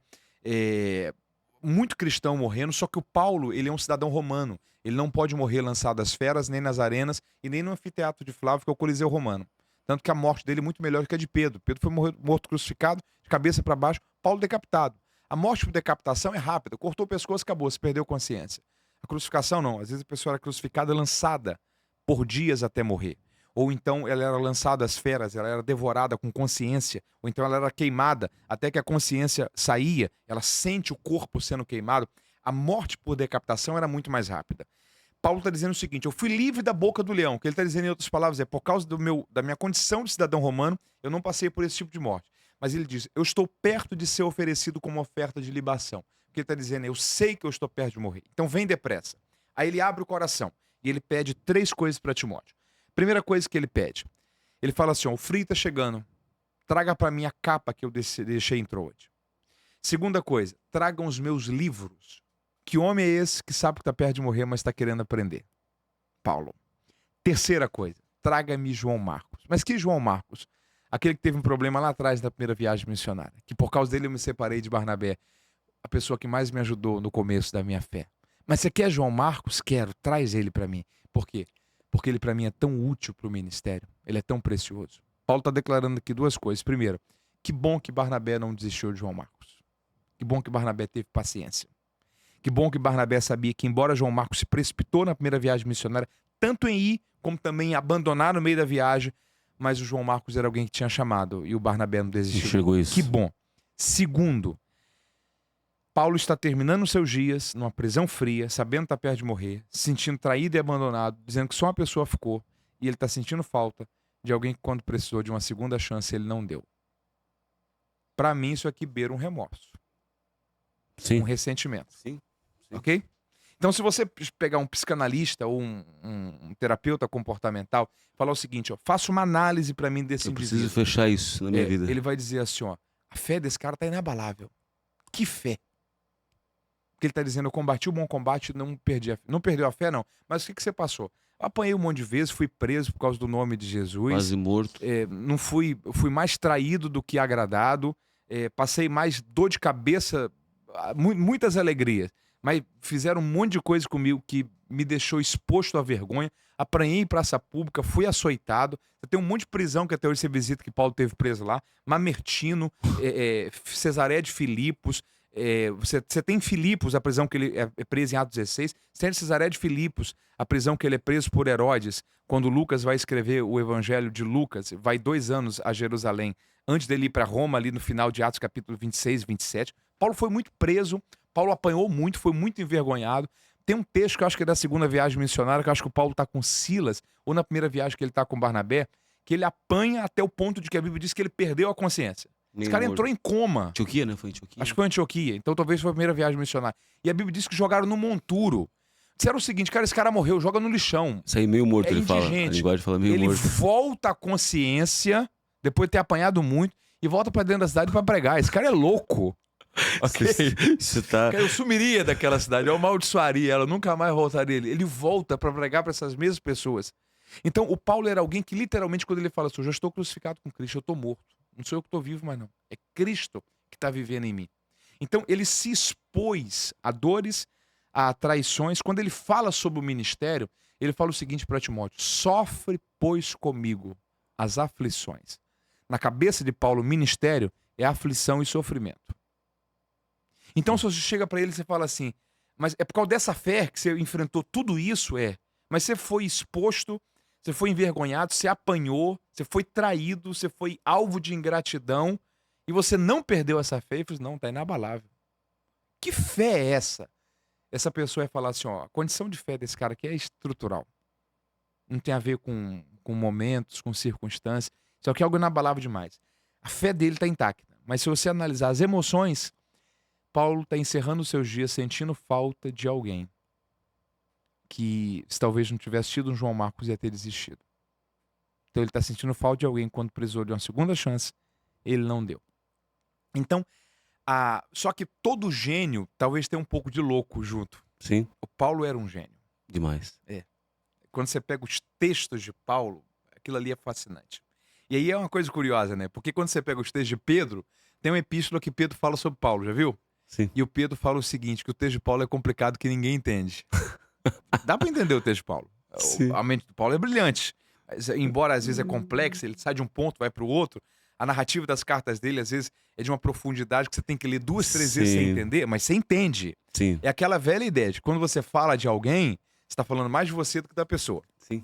Então, quando Pedro fala assim, ó, o texto de Paulo é complicado... Mas acho que era remorso do Pedro, porque ele foi... Deu aquele choque lá. Sim, te confrontei na Paulo fala o cara. seguinte, eu confrontei face a face, não tive muito preocupado com o que ia pensar não, isso se era um dos 12, tô nem aí pra você.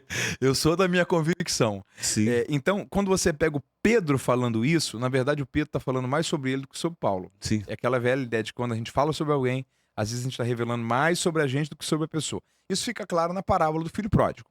Porque quando o irmão mais novo volta, o mais velho fala assim, ó, ele gastou dinheiro com prostitutas, com meretrizes. Eu queria Só que você não tinha telefone, pra ele estava morto, ok? Tanto que o pai lida como um filho que estava morto e reviveu.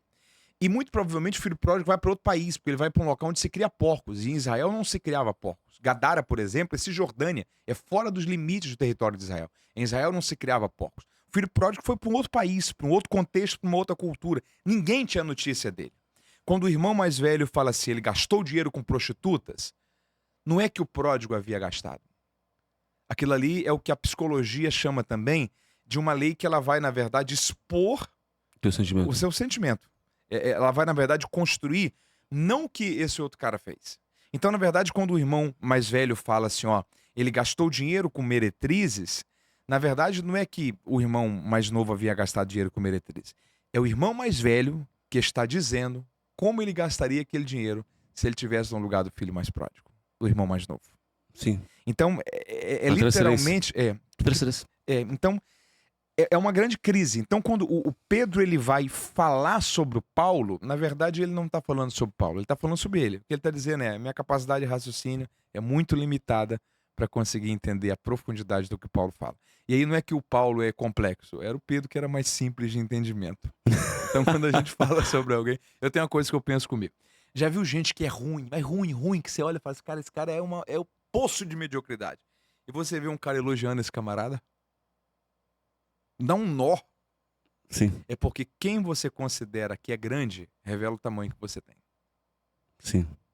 Então, para alguém que é mais medíocre, esse cara é excelente.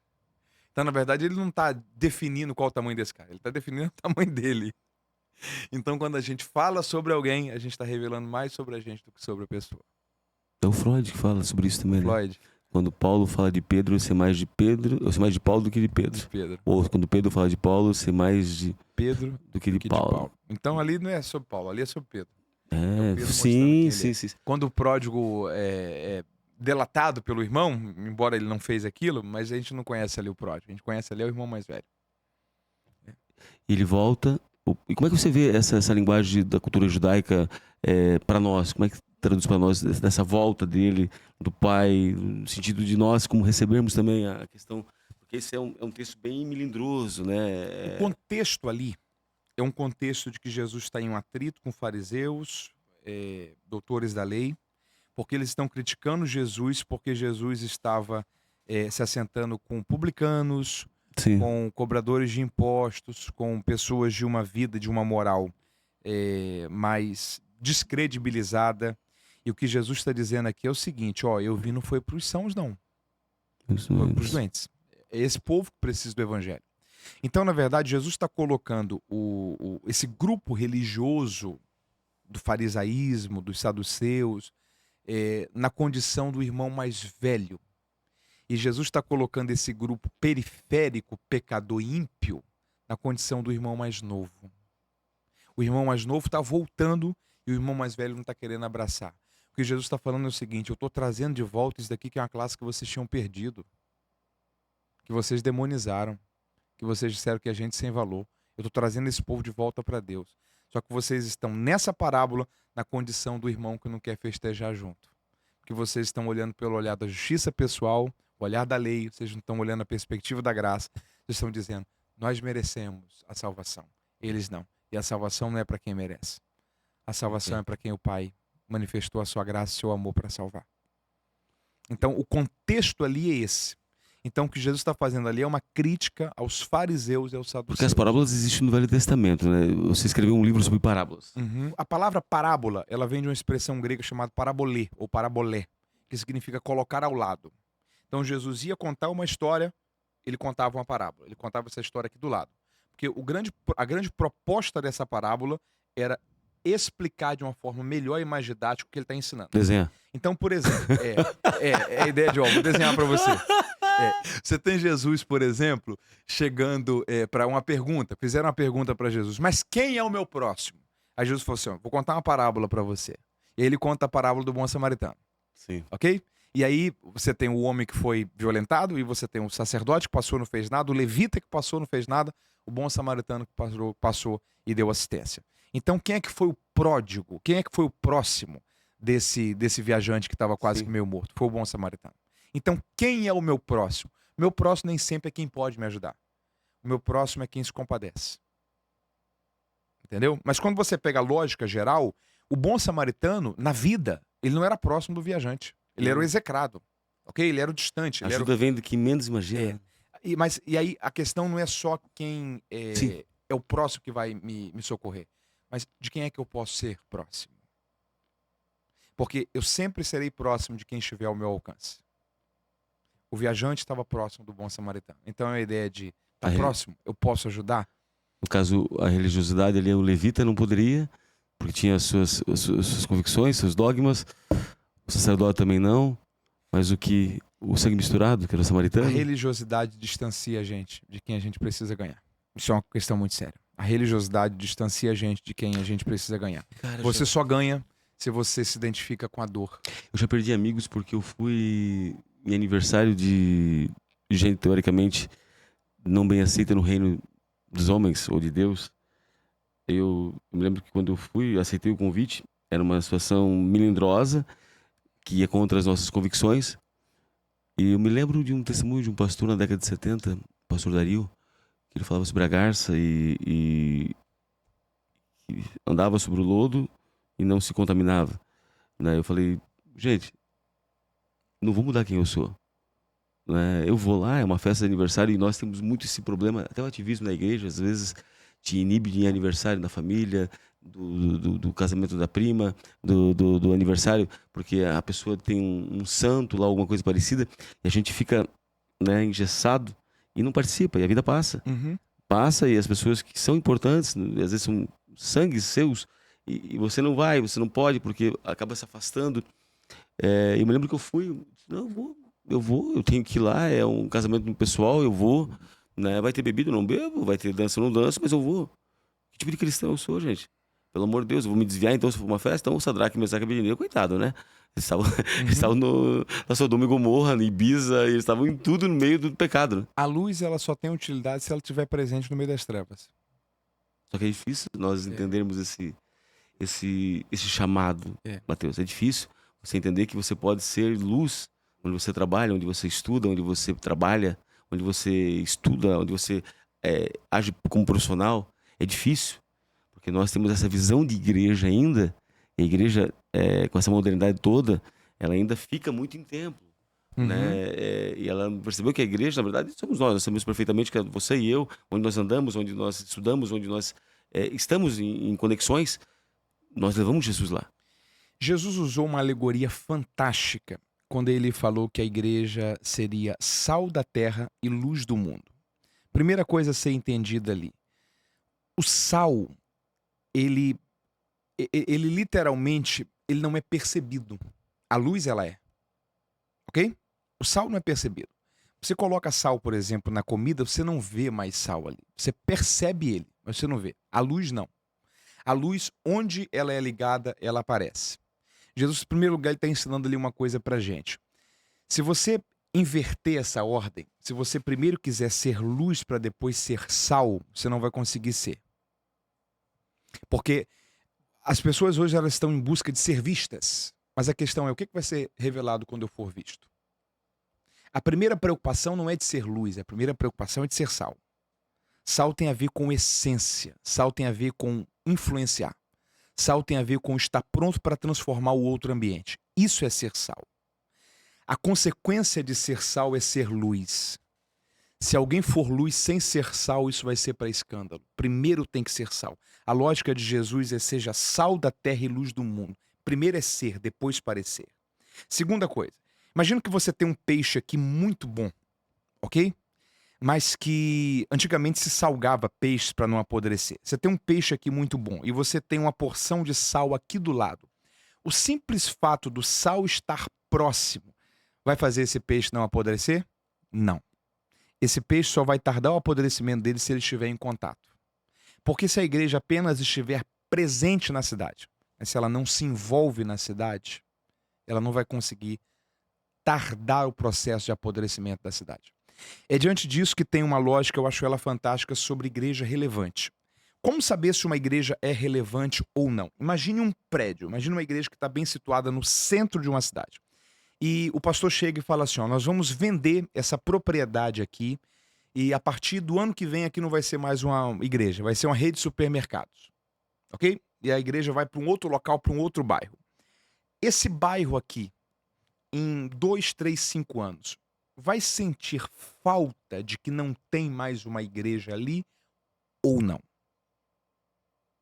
Porque se o fazer diferença é só a quantidade de carro que tumultua o trânsito e o barulho que faz, talvez a gente não está sendo tão relevante. Porque só estar perto não vai tardar o apodrecimento, mas é o contato. Então, qual que é uma igreja relevante? Uma igreja relevante é uma igreja que, se ela não existisse mais ali, ela faria falta para aquela população. Porque senão a gente transforma a igreja só em um clube de pessoas que vão. A igreja é a única instituição que ela existe justamente por causa de quem não faz parte dela.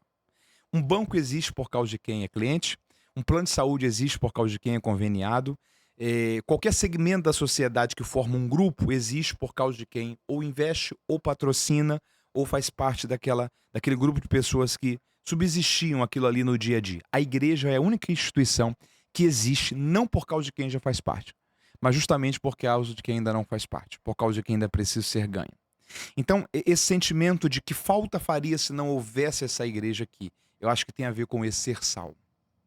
Se nós formos sal, se nós estivermos em contato, se nós não apenas estivermos próximos, mas se nós ditarmos o ritmo, a cultura e influenciarmos, é questão de tempo para que, se você for sal, você consiga ser luz. Isso vai ser percebido, isso vai trazer clareza, isso vai afugentar as trevas. Mas se primeiro nós não conseguirmos ser sal, nossa capacidade de ser luz, infelizmente, vai estar sendo comprometida. Então, eu penso que passa muito por isso. E eu penso que Jesus ele foi intencional quando ele construiu essa lógica. Seja sal da terra e seja luz do mundo. E aí, talvez ele não está falando de duas coisas. Ele está falando de uma coisa em dois tempos. Então, é literalmente um efeito de cadeia. É consequência. Sim. Se você for sal, você não precisa se preocupar em ser luz. Você vai ser luz. Porque a diferença do que você conseguiu construir, isso vai ser percebido. As pessoas vão saber que há alguma coisa diferente acontecendo ali. Eu acho que passa por isso. A igreja, com a modernidade que está, mídias, digital, qual a configuração que você vê com relação a cursos virtuais, até quando? Isso veio na pandemia, funcionou muito bem, né? Tanto é que funcionou, né? Embora alguns não voltaram nunca mais e ficaram, ou nunca estiveram também, né? Mas teve que se adaptar. A igreja teve que se adaptar. E querendo ou não, esse dia eu cheguei tarde, eu fiquei vendo o culto online, o conforto. Qual é a sua visão sobre isso? Até quando isso é legal, não é legal? Mas é uma realidade. Igreja é relacionamento, meu ponto de vista. Igreja é relacionamento. Então, igreja é algo que é corpo. Paulo fala que a igreja ela é um corpo, que individualmente nós somos membros e que eu só me torno corpo de Cristo se, como membro, eu estou reunido ao restante dos outros membros. Então é essa estrutura, digamos que biológica da igreja, dentro do que a Bíblia orienta pra gente. Igreja é relacionamento, igreja é convívio, porque é esse convívio que vai sendo útil para a construção da fé, para o desenvolvimento da maturidade cristã, o aprender uns com os outros. Igreja passa por isso. Mas teriam duas coisas que eu acentuaria aqui. Eu acho que depois da pandemia, a gente entrou em um cenário que dificilmente as coisas voltarão a ser como era antes. Então, tudo hoje se tornou mais prático através de uma tela. Infelizmente. E aí eu digo infelizmente mesmo. Mas é o caminho que a história está seguindo. Então a gente tem que ter cuidado da gente não se apegar muito ao modelo e por causa de se apegar ao modelo, a gente perder a continuidade do que está acontecendo. Então eu pontuaria duas coisas. Primeiro, igreja de relacionamento é necessário o convívio. Só que há algumas possibilidades de que a igreja também funcione à distância. Citaria dois casos aqui. Primeiro, hoje um dos pastores mais respeitados das novas igrejas dos Estados Unidos é um pastor chamado Craig Groeschel. O Craig, ele é pastor em Oklahoma de uma igreja chamada Life Church. E o Craig, ele simplesmente tem uma igreja online. Qual que é a ideia? Você imagina a pessoa, por exemplo, que está no interior do Azerbaijão, sim, Tailândia, Malásia, em locais que tem poucas igrejas. Ao vivo ele faz culto? Não, é diferente do ao vivo. A igreja uma online. Igreja online. Você imagina um camarada que se formou, por exemplo, em Oklahoma, na Universidade de Oklahoma, mas surgiu uma oportunidade de emprego para ele ir para Tailândia. E ele dá esse assessoramento ao irmão? A igreja online do Craig não é transmissão de culto. O Craig, ele tem pastores preparados para serem pastores à distância. Então é um pastor que o desenvolvimento pastoral do ministério dele vai ser à distância. Através de reuniões de Zoom, de pequenos grupos, através de celebrações por transmissão, aconselhamento por transmissão. Então não é o gabinete que a pessoa chega, abre o coração e conversa. É como se fosse mais próximo hoje do que uma consulta a um psicólogo à distância. Ele considera membro, então? São membros. Ele tem 150 mil membros online. É a maior igreja online hoje do mundo. A igreja do Craig Groeschel presencial, já estive lá na igreja dele, deve ter 25 mil membros talvez em Oklahoma. Ele tem 150 mil membros online. A igreja online não é transmissão de culto. A igreja online é uma configuração de acompanhamento, discipulado, assessoria, suporte online. Que a única diferença é que essa pessoa não vai reunir-se no mesmo espaço físico que eu para cultuar junto. Mas ela vai estar cultuada no mesmo período aonde ela estiver. Mas não precisa de contato humano? Precisa, mas nesses casos como é que você faz? Os Estados Unidos hoje ele está se tornando pós-cristão. Se é que ele não já se tornou. Hoje você tem cidades americanas que você não tem uma igreja praticamente. Se a gente tira isso da esfera dos Estados Unidos, alguém que está, por exemplo, na região do Japão, os Estados Unidos conectam com o mundo. Então é uma possibilidade. Eu acho que é um caso para a gente começar a pensar. Segundo lugar, lembra aquela febre do multiverso que teve há 2, 3 anos atrás? Teve uma igreja do Brasil que fez um culto no multiverso, deu uma polêmica terrível. E aí muita gente bateu no pastor daquela igreja. E aí eu participei não foi uma live, eu acho que foi um post que ele fez. E eu entrei nos comentários para ver como é que estava a sequência.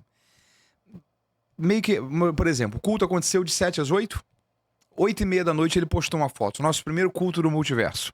Deu 174 pessoas no multiverso, eu acho. Naquele culto, naquela reunião.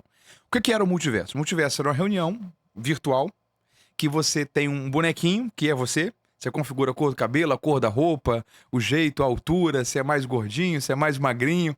E você é aquele bonequinho que tá ali, só que você tá participando, você não morre. Só que você tá naquele ambiente ali que você tá ali junto. Então é um cenário virtual da sociedade humana dentro de um cenário ali. E aí, quando eu abri os comentários pra ir vendo, cara, muita gente criticando, vocês vão acabar com a igreja e tal, mas tinha um comentário que me chamou a atenção. Um homem escreveu assim: eu sou aquele bonequinho azul da esquerda ali na foto. E eu voltei pra Jesus no culto. Aquilo me acendeu um sinal de alerta. Porque a questão é só uma. Normalmente, e aí se nós somos mais conservadores, a gente tem a tendência disso. A gente resiste muito, ok? E depois que a gente resistiu muito e viu que não tem como mais, aí a gente tenta aprender a fazer. Só que a gente perdeu 5, 10 anos nisso daí. No que a gente perdeu 5, 10 anos, o cara que aprendeu a fazer há 5, 10 anos atrás, ele tá muito mais fera que a gente. Então, por exemplo, a gente criticava muito transmissão, culto, não é, a pessoa não vai vir pra igreja, entrou a pandemia. Quantidade de meme que saiu de igreja com culto ruim, com música ruim, com pregação ruim, com auditório ruim, na pandemia foi absurdo, porque a gente que não tinha contato. E a quantidade de igreja cresceu na pandemia, porque a transmissão era boa, porque o Ministério de Louvor era bom, porque o pastor sabia interagir com tela, com rede social, foi algo abismal. Então, qual que é a questão? Tudo que eu resisto hoje, tudo bem, eu posso resistir, mas eu vou me tornar ruim naquilo que eu não me dedico a aprender. E alguém está aprendendo aquilo. Se em 5, 10 anos aquilo for a tendência da geração, daqui 5, 10 anos eu vou estar passando vergonha por não ter desejado aprender aquilo ali, e quem há 10 anos atrás que eu estava criticando, mas que estava aperfeiçoando naquela área, vai ser a grande referência, vai controlar o nicho, vai falar para a grande maioria das pessoas, e eu vou estar anos-luz atrás desse cara, e esse cara que antes eu critiquei, hoje vai ser a principal referência do segmento, e eu vou ter que, se tiver humildade, reconhecer que eu estava errado, perdi tempo, tempo não volta, e aquele cara estava certo, e hoje ele é bem melhor do que eu. Aquela frase de Paulo, ele fala assim: me fiz de tudo para com todos, para que todos os meios pudessem salvar alguns. Fiz isso por causa do evangelho. Sim. Essa capacidade de complacência, de se adaptar. A igreja tem que estar em todos os lugares.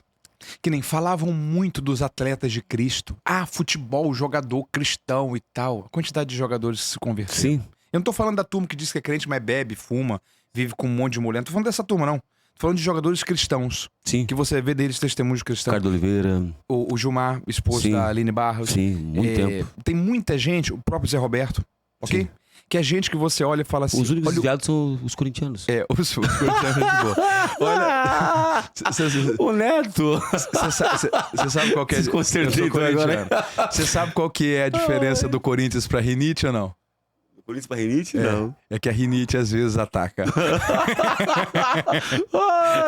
Então, literalmente, tudo aquilo que a gente resiste hoje, se isso for o futuro, no futuro eu vou estar ultrapassado, sem atualização, e vou ter ficado para trás. Então, eu penso que a igreja tem que estar em todas as esferas, em todos os segmentos, construindo influência em todos os setores. Multiverso passou. Ok? Entrou a inteligência artificial. E o cenário de inteligência artificial dominou o multiverso, acabou, ninguém mais fala de multiverso. Mas se o multiverso tivesse vingado, aquela igreja ia ter começado a ter influência ali. Sim. Entendeu? Então eu penso isso. A gente tem que ter cuidado pra gente não se prender a um modelo e a uma única forma de se fazer. Porque a mensagem ela é inalterável. O fundamento ele é inalterável. A configuração não. Muda-se formas, não pode ser mudados fundamentos. A forma muda, ok? Antigamente a gente pregava em cima de um caminhão numa praça pública, porque era a época das cruzadas. Hoje as igrejas que mais estão crescendo no Brasil estão ganhando pessoas na casa das pessoas. Sim. Seja em pequeno grupo, casa de paz, o nome que a pessoa usar. Mas é a ideia de: a minha casa é um local que vai estar aberto para que alguém que nunca foi à igreja que eu congrego visite a minha casa, ouça a mensagem do evangelho e aqui eu conecte ela à igreja que eu congrego. Antigamente, você pregava em um outro cenário. Você pega, por exemplo, Taguatinga, que é uma das cidades mais verticais do Brasil, em Brasília, que quase você não tem casas. Como é que você vai distribuir folheto naquele lugar? Só tem como chegar naquele lugar se for por um aparelho celular. Então você tem que ter um excelente culto e fazer tráfego pago com pequenas porções de vídeos. Que às vezes, numa palavra daquela ali, um camarada que está em depressão dentro daquela casa, vai ter uma mensagem de esperança, vai conhecer a mensagem do evangelho, domingo que vem ele está na sua igreja. E qual que é a linha tênue de não perder a essência, Matheus? Porque tu falou dos valores, da essência em si, né? Tu falou, a configuração se muda, a essência que é a palavra, vamos usar a nossa Assembleia de Deus no Brasil. Oração, palavra, né? Alguns princípios doutrinários, né? E qual é o time disso aí, de sentido de não extrapolar? Nós mexemos na questão do pentecostalismo. Eu acho que a gente está correndo um grande risco da gente ter no futuro igrejas pentecostais em nome, mas não na prática. O que faz uma igreja ser pentecostal não é o nome da placa dela, mas é se ela vivencia aquilo que é a continuidade dos dons espirituais. Ok? Então, por exemplo, qual que foi a marca de Pentecostes? Quais são as características de uma igreja pentecostal? Uma igreja pentecostal que ela não tem mais dons espirituais, que ela não tem mais profecia, que ela não tem mais... Não, mas aí o pentecostalismo. Quais são as marcas do pentecostalismo? Você pega historicamente. Línguas, interpretação de línguas, dons de curar, são os dons espirituais. Mas tu acha que não tinha muita bagunça no década de 90? Eu acho que começou a se ter muita bagunça depois chegou a internet, porque virou instrumento de escárnio. Mas se você pega todo o histórico, por exemplo, da Assembleia de Deus no Brasil, a Assembleia de Deus do Brasil começou com os dons espirituais atuando no meio da igreja. Sim. Isso fez o diferencial. Porque a gente tem que ter um cuidado muito grande para a gente não chegar em um tempo que nós vamos ter igrejas pentecostais na placa e no nome. Mas se uma igreja... igreja que é de uma crença pentecostal, mas se eu não tenho mais ali dons espirituais funcionando, se eu não tenho ali aquilo que é a ação do Espírito Santo, por meio de sinais, maravilhas, no meio da igreja, talvez, embora tenha o nome de uma igreja pentecostal, ela não vive mais o pentecostalismo. Tu acha que não tem tanta manifestação diabólica porque o diabo se acostumou com a igreja? Ou porque o povo parou de orar? Eu vou te falar uma coisa que talvez é até engraçada, mas eu acho que os crentes e os demônios ficaram mais fracos. Os demônios fracos? Os crentes e os demônios? Os demônios... Não, se você lê o que os demônios fazem na África, sim, e você vê o que os demônios fazem no Brasil, parece que os demônios do Brasil são mais fracos do que os demônios da África. Eu tô acostumado com a turma. Ou os bruxos da África são mais perigosos do que os bruxos. Eu te falei, quando de fui na outros África, nós fomos ameaçados de morte. Nós estávamos numa missão em Moçambique. E detalhe, pastores, ok? Pegam, por exemplo, um pastor da África, o quanto que ele desenvolveu em conhecimento de mundo espiritual.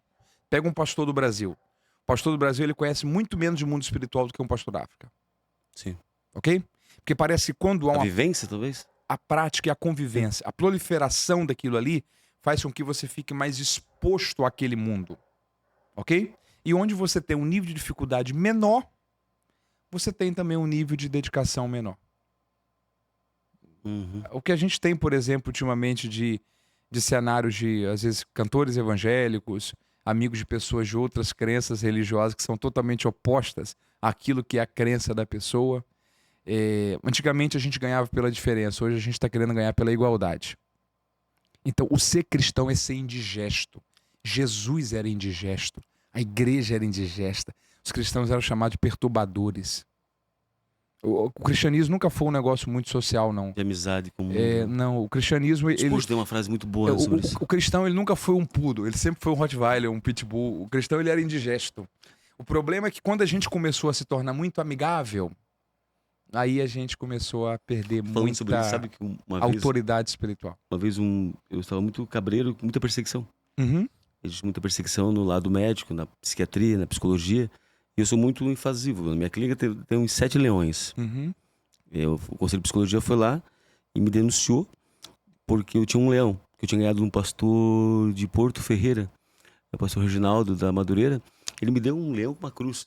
E aí o pessoal da psicologia foi lá, isso aqui. Isso aqui eu falei, isso aí é o Simba. É o Simba, é o Rei Leão que tu quiser. Isso aí, a cruz e o leão é o quê? Mas eu sou médico, a clínica é minha, e o Estado é laico e tá na recepção. Ponto. Aí naquele dia em diante eu abri um processo, tive que me defender, pegar advogado, porque eu tenho 4 psicólogos que trabalham comigo. Uhum. Mas eu fiquei cabreiro, sabe? Falei, poxa, gente, eu tenho uma marca chamada Jesus Melhor Medicação. Fiquei cabreiro. Aí fui conversar comigo, meu. O mundo tá chato. Cara, eu fiquei cabreiro e falei, cara, a clínica é minha. É uma peça de arte. É claro que é um leão, é Jesus, é claro. Eu mandei fazer 7 leões. Depois daquilo, eu mandei fazer mais 7. Né? Eu dou um palitinho pra não brigar, mas eu dou uma boiada inteira pra não sair. Eu ouvi uma frase que eu achei ela incrível. Ó, você pode ser de esquerda, de direita. Você pode ser pós-tribulacionismo, pré-tribulacionista. Você pode ser corintiano, palmeirense, flamenguista. Mas, por favor, só não seja chato. Eu achei essa frase brilhante. É porque a marca da intolerância é um problema que está no nosso tempo. É a ideia de que eu não posso respeitar o outro pelo outro ser diferente de mim. Eu me lembro que na época eu peguei e falei assim, tá, então vamos fazer o seguinte. Vamos tirar o nome dos hospitais São José, São Batista, de todas as instituições públicas, porque todas têm santo, nome, São João, São José, Santo Antônio, ponto. Né? Aí eu conversei com um amigo meu que é católico, foi engraçado, porque ele é um médico, ele E aí ele me... Sabe quando a jumenta fala com o profeta, né? Ele falou assim, pois é, mas Jesus não falou, bem-aventurados sois aqueles que são perseguidos por meu nome? Eu falei, obrigado. Tchau. Tchau. Acabou. Encerrou. Ponto. Né? Eu tenho sentido isso, que a gente não tem que ter mais amizade, não tem como. Tem que ter um lado e pronto. E esse lado nosso de evangelho, ele vai confrontar. Se não for confronto, é uma série de ego, eu não sei qual é a tua visão sobre essa questão de coach que ficou, as nossas mensagens, nossos púlpitos e aí por diante. E eu nada contra, eu sou super a favor. Eu acho que o Brasil estragou o modelo coach. Coach é uma palavra que vem do inglês, significa treinar ou treinador. Sim. Eles trouxeram isso para a igreja. O coach não é para pregação. O coach é para treinamento. O coach é para o corporativo. Sim. Só que eles enfiaram isso goela abaixo na igreja. O Brasil consegue sempre piorar as coisas, infelizmente. É porque coach, na verdade, nos Estados Unidos é um camarada extremamente irresponsável. John Maxwell é um pastor e é um dos melhores coaches do mundo. Ele treina líderes. Isso é o coach. Então, tudo que você vai fazer, para você se tornar bom, você tem que ser treinado nisso. Você precisa do quê? Você precisa de um professor, de um mentor, de um treinador. Qual é o nome para isso em inglês? É o coach. Sim. Ok? Mas o problema é que trouxeram isso... Banalizaram também. Banalizaram. E aí, você tem uma relativização de algo que é para ser tão puro que é a pregação do evangelho. Rodrigo, a igreja é a única instituição que possui a mensagem do evangelho. Cada instituição possui a sua mensagem. A psicologia tem a mensagem dela, a psicanálise tem a mensagem dela, a psiquiatria tem a mensagem dela. A única instituição que possui a mensagem do evangelho é a igreja. Se nós somos os únicos portadores da boa nova de salvação para o pecador que está perdido em seus pecados e iniquidades, e nós nos omitirmos de pregar o evangelho, ninguém pregará o evangelho no nosso lugar. Então, nós não podemos abrir mão da mensagem, que a única fonte de transmissão dela somos nós. Então, a partir do momento que a gente negocia o púlpito, e o púlpito deixa de ser um lugar do evangelho, às vezes o evangelho está sendo calado para a geração. Então, a gente precisa entender isso. Toda instituição tem a sua mensagem. Só que há uma mensagem que apenas nós temos ela. Somos portadores dela. É a mensagem do evangelho. Então, nós não podemos falhar na missão que temos de transmitir essa mensagem. Então, é um cuidado que a gente tem que ter para que o púlpito cristão seja o lugar do evangelho. Onde aquilo que é a base do evangelho, onde aquilo que são os fundamentos do que Cristo projetou para a igreja, do que Cristo estabeleceu como a base de ensino daquilo que ele construiu, seja preservado e seja renovado semana a semana, mês a mês no coração e na mente das pessoas que fazem parte da comunidade cristã, onde ela estiver inserida. Então, a gente precisa ter isso em mente. Tudo aquilo que vai tentar nos desvirtuar do evangelho, tirar o evangelho do nosso foco e da nossa pregação, é muito perigoso. Porque se o evangelho for calado na igreja, ele não vai ser ecoado mais em nenhum outro lugar. Então, essa é uma questão. A igreja tem que ter um cuidado muito grande para ela não trocar a mensagem do evangelho. Porque todas as outras instituições têm uma mensagem. O problema é que às vezes a gente acha bonitinha a mensagem de uma outra instituição, tenta trazer para cá, só que aí a gente está calando com a mensagem que apenas a gente tem a oportunidade de transmiti-la. E não é pura. Entrando por um caminho que é meio perigoso, sem volta, às vezes. É um caminho sem volta, porque é um caminho que fica, e é um caminho de amizade, né? É um caminho de amizade, é um caminho de network, é um caminho... Aí que vai, né? Aí, não que não possa ter, mas assim, não é o lugar certo, ideal, o altar, não, o púlpito, ou a plataforma, ou, enfim, o momento da exposição da palavra é uma coisa sagrada, é uma coisa inspirada, é uma coisa de Deus. Uhum. Literalmente, quando eu congreguei 6 anos da presbiteriana quando eu estudei. Uhum. Isso foi o lado bom e o lado ruim meu. Uma coisa que eu achava fantástico, o pastor Pedro, que está em Tocantins hoje, ele dizia assim: a única hora que Deus está falando conosco é quando essa Bíblia está sendo lida, meus irmãos. É certeza. Todas as outras têm interpretação, como você falou, Paulo diz eu, colocava o primeiro nome, e aí por diante. Mas quando está lendo aqui, né, é uma coisa, são princípios, essências. Eu gostava muito dessa parte da presbiteriana, no sentido de cuidado que eles tinham com a palavra, né? Fora as outras coisas, que a gente tinha bastante coisa similar, escola dominical, coral, essas coisas todas. Mas a questão da palavra em si e a reverência que eles tinham com a palavra, né? Era uma coisa sagrada, assim. E a gente, hoje, eu não sei como é que você está no Brasil afora, mas a palavra, em vários lugares, ela vai permanecer, ela tem a sua essência, mas já chegando em situações já a palavra... Vamos tentar fazer 15 minutos pra palavra. Irmão, curta aí, irmão, curta aí. E fica aqueles louvores todos. Graças a Deus diminuiu um pouco. Hoje os louvores são mais corais, mais congregacionais, a igreja toda participando. Né? Você é da época de 10 hinos especiais. No atual, a liturgia é mais enxuta. Mas existe bastante ainda, né, a questão de louvores pessoais e nada contra, né? Enfim, é uma coisa cultural que vem se mudando, graças a Deus. Mas foi uma época bem difícil, assim, né? E no sentido de respeito à Bíblia, à palavra, à exposição. Eu não sei como é que você lida com isso, mas eu tenho bastante dificuldade. Eu tive uma experiência bem ruim um tempo atrás. Me deram 10 minutos. Eu podia até 9h30, eu terminei 9 horas. 9 horas. Eu falei, não vou sacrificar a palavra. Não vou. Bom, você acha que é 5 minutos que vocês me deram? Passaram 7 para as 9. Eu fui até 9 horas. Assim, com todo respeito, não coloquei o pastor jamais em situação melindrosa. Não, desconfortável, mas eu falei, eu não vou. Eu li um salmo de cor, e assim, esse é o salmo de cor, e eu estudei sobre provérbios, era Provérbios 30 de Agur, sobre 4 coisas. Eu falei, não vou. Eu passei um sábado inteiro estudando sobre o caminho do navio, o caminho da serpente, o caminho certinho que Agur estava querendo trazer. Eu falei, não vou deturpar em 20 minutos isso aqui, cara, quebrar, fragmentar tudo isso aqui. Não é justo. Não é justo com Deus, não é justo com o povo, não é justo comigo também. E deu. Eu vou ler um salmo de cor, a Assembleia gosta do salmo de cor. Deus abençoe todo mundo para sua casa. Mas sair tranquilo, com a mente tranquila, sabe? Mas não sei se chega uma idade, uma fase da vida assim que você... Deu. Não, antigamente eu iria até 9h30. Não, passou 5 para as 9 e até 9h30. Mas o povo trabalha amanhã. O povo tem que acordar cedo amanhã.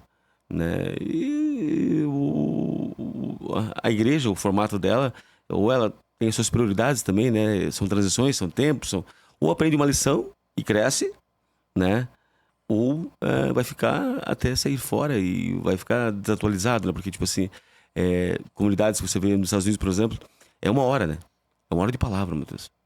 É 1 hora de palavra, né? É 1 hora de palavra, 40 minutos de louvor e deu. Os avisos são bem enxutos. Se aproveita. Eu gosto da cultura americana, eu gosto do culto pela manhã, cara. É a melhor coisa que tem na vida, né? Mente limpa, refresca, tudo novo, casa. Domingo à tarde o pessoal tá tudo em casa. Tem o domingo livre. Sim. E é uma outra coisa que nós temos que configurar também isso aí pra família em si. Qual tempo você tem com a sua família? Porque a igreja... Já leu o livro A Sociedade do Cansaço? Não. Cara, é um livro muito bom. A Sociedade do Cansaço é de um psicólogo norte-coreano que ele fala sobre o ativismo. Igreja. E ele fala do positivismo, de tudo, o quanto isso cansa, o quanto isso adoece também. Se não tiver um meio termo. Os americanos, eles têm um princípio sobre o culto muito legal. Lá o salário é por hora, né? Então você recebe por hora que você trabalha, não é por dia que você trabalha, é por hora. Então o tempo tem valor. Então ele pensa o seguinte, se essa pessoa tirou 1h30 do tempo dela do domingo para estar aqui, você tem que valorizar esse tempo, porque isso para ela vale. Então, você não pode cantar uma música desafinada. Você não pode subir com um sermão que você não preparou. Você não pode construir com o seu time, humanamente falando, um culto mal feito. Na ideia de qualquer coisa que fizermos está bom. É pro Senhor. Você tem que valorizar essa pessoa que deixou a casa dela e veio. Eu tenho um amigo que ele fala uma coisa muito legal. Ele fala assim, ó, você tem que ter pelo menos uma frase na sua mensagem que talvez essa frase seja um instrumento de Deus para mudar a vida daquela pessoa que está ali. Pelo menos tem que ter uma frase que valeu a pena ele ter sacrificado metade do domingo dele para ter vindo. Um raciocínio, pelo menos. Tem que levar isso para a vida, para que ele seja um esposo melhor, um pai melhor, uma mãe melhor. Então, o culto tem a ver com isso. E o culto é algo racional. Ok? O culto é algo racional. Então, se você tem um culto organizado, e aí tem uma coisa. Pessoas organizadas vão buscar uma igreja organizada. Uma igreja desorganizada vai atrair gente desorganizada. A gente se conecta com aquilo que parece com a gente. Então, quem configurar uma igreja organizada vai atrair pessoas que gostam daquilo que é decente. E é uma parte do tempo daquela pessoa que está sendo colocado ali. A gente precisa valorizar isso. E aí você precisa ter uma boa estrutura para cuidar do filho dela durante o período de culto, um local bom para cuidar do carro dele durante o período de culto. Você precisa ter uma qualidade boa em tudo. E tem uma frase que eu acho ela brilhante: excelência você vê em detalhes. Excelência você vê em detalhes. Quer ver uma igreja excelente e organizada? Vá no banheiro dela. Vê se as portas estão quebradas, se os vidros estão quebrados, se o vaso está sem tampa.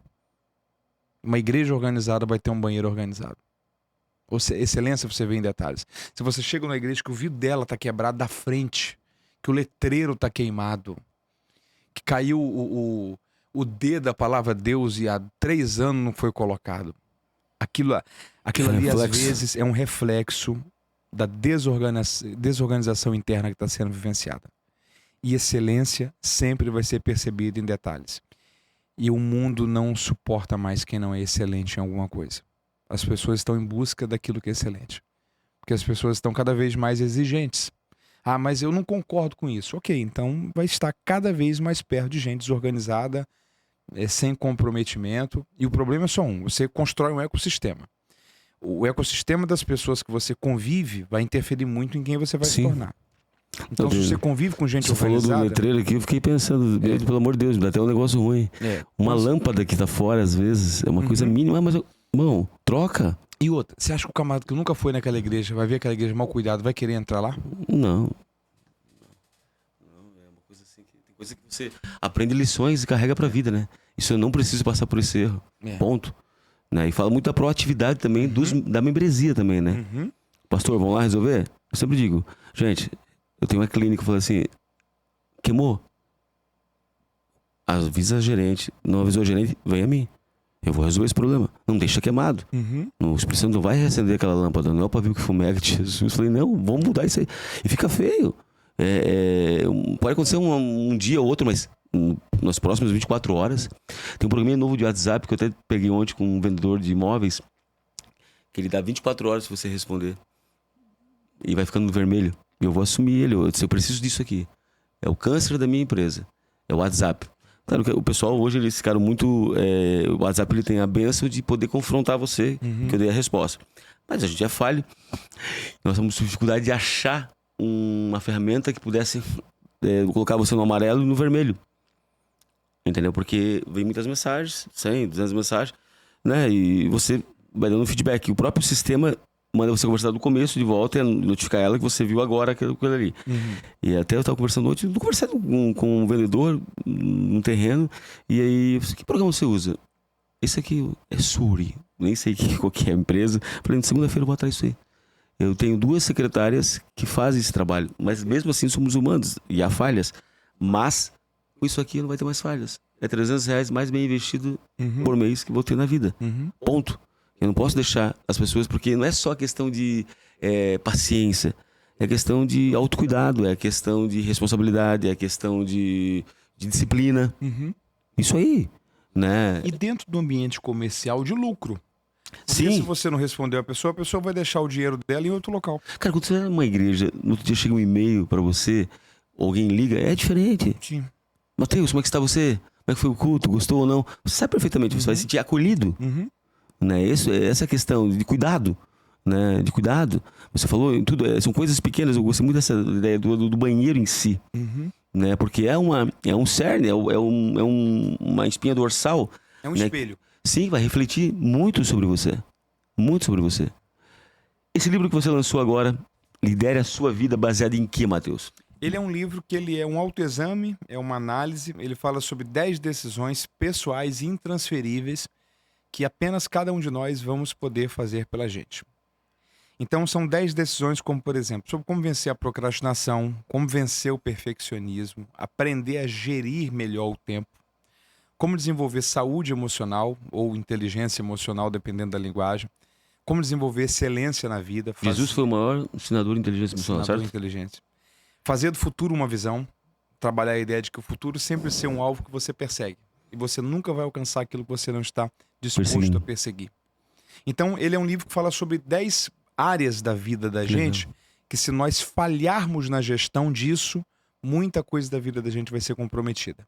Então ele é um livro daquilo que é chamado de uma revisão da vida mesmo, desse olhar de como está a minha vida. Porque às vezes nós estamos liderando até bem uma empresa, liderando até bem pessoas que trabalham com a gente, mas liderando mal a nossa vida. Gerindo mal o nosso tempo, a nossa saúde, nossas emoções, acreditando em nossas desculpas. Então é a ideia de não como eu estou liderando o outro, mas como que eu estou me autoliderando. Ele é um livro que caminha dentro desse caminho, desse entendimento sobre a ideia de que tem coisas que ninguém poderá fazer por você. Se você não fizer, ninguém vai fazer isso, vai ficar abandonado. Então, é um convite a esse autocuidado, essa autoliderança da vida pessoal. Muito obrigado. 10. Quando você fala sobre a inteligência emocional, você fala sobre a pessoa ter essa capacidade de reconhecer seus erros, suas falhas e aprender e crescer. Aprender e saber lidar também com o que é o ser humano. Ok? Talvez a definição melhor de inteligência emocional, que a ideia de inteligência emocional é literalmente a ideia de você se autoconhecer. Sim. Por exemplo, eu conheço coisas em mim que eu sei que se eu mexo naquele ponto ali, aquilo ali vira um gatilho para eu me estressar. Então eu sempre tento tirar a minha vida do ponto de chegar perto daquilo ali, que eu sei que aquilo ali é um extremo.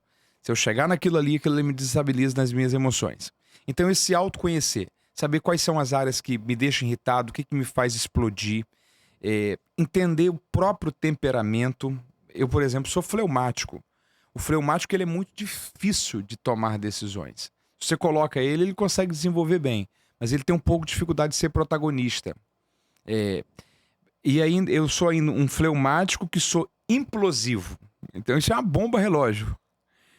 Dificilmente você vai me ver estressado, estourando com alguém. Eu vou remoendo aquilo ali. Só que o problema é tudo que você represa um dia estoura. E de vez em quando tem uma represa que abre em algum lugar. Represou demais. Então aquilo ali não foi drenado.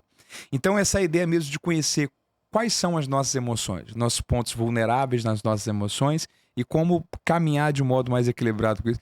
Eu sou aluno, sei que é professor nessa área, né? Não, mas é um livro que caminha dentro desse entendimento de se autoconhecer. Sim, mas é uma visão cristã, né? E o maior líder de inteligência emocional foi Jesus, né? E esse livro, essa parte também é um antídoto. Sabe por quê?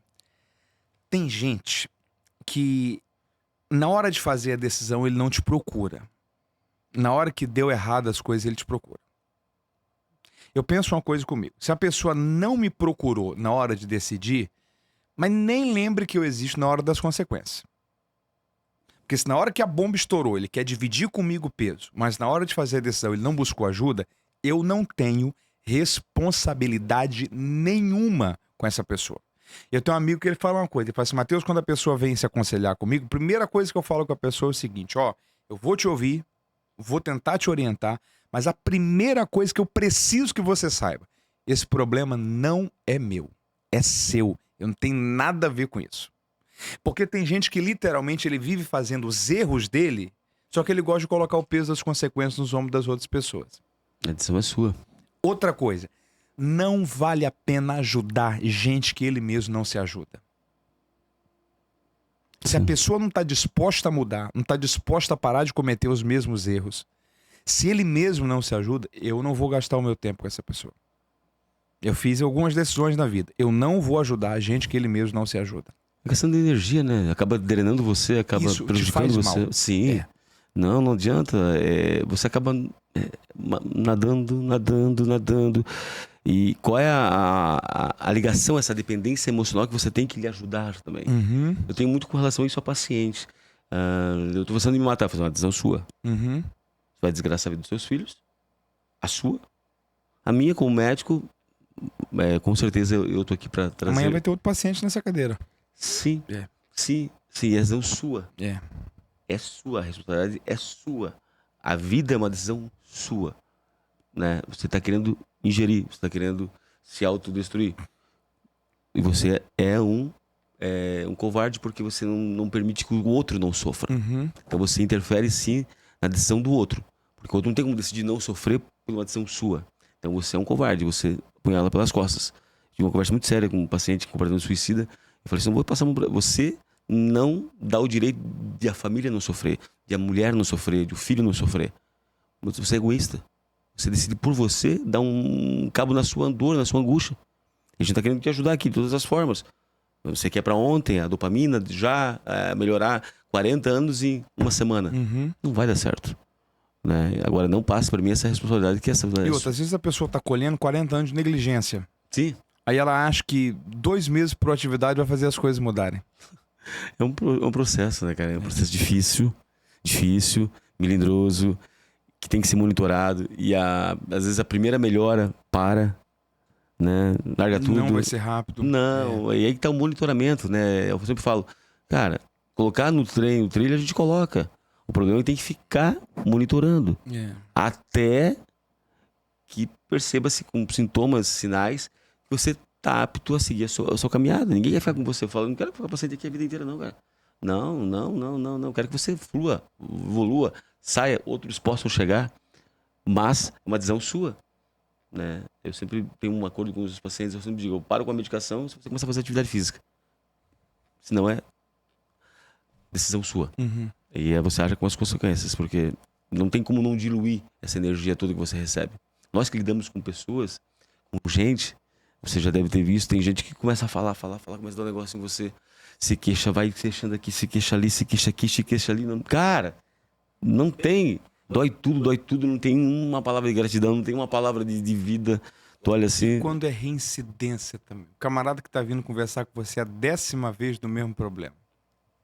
Eu tenho um amigo pastor em Belo Horizonte que quando ele vai aconselhar, ele fala o seguinte, ó, em 15 minutos eu me levanto. O que você tem a falar, fala em 15 minutos, eu vou te orientar. Pô, prático. Mas em 15 minutos tô levantando, tô saindo. Você pode ficar aí. Eu não vou ficar aqui, não. Ele já tá com 72 anos de idade. Então ele já passou tudo quanto é filtro de paciente. E ele valoriza o tempo dele. Sim. E aí tem uma coisa. Se a pessoa não perceber que você valoriza o seu tempo, ela não vai valorizar. Sim. É uma outra questão. Então se a pessoa sabe que ela só tem 15 minutos, ela não vai dar volta. Ela vai ser rápido enfrentando dificuldade com isso. Minha família tá desse jeito, isso aqui é um problema. A empresa tá desse modo aqui. Eu preciso que o senhor me oriente. O que o senhor me faria no meu lugar? Em 4, 5 minutos a pessoa resolveu a história e te contou. Ela não ficou dando volta, porque ela sabe que para você o seu tempo é precioso. Então a ideia de inteligência emocional aí passa por isso.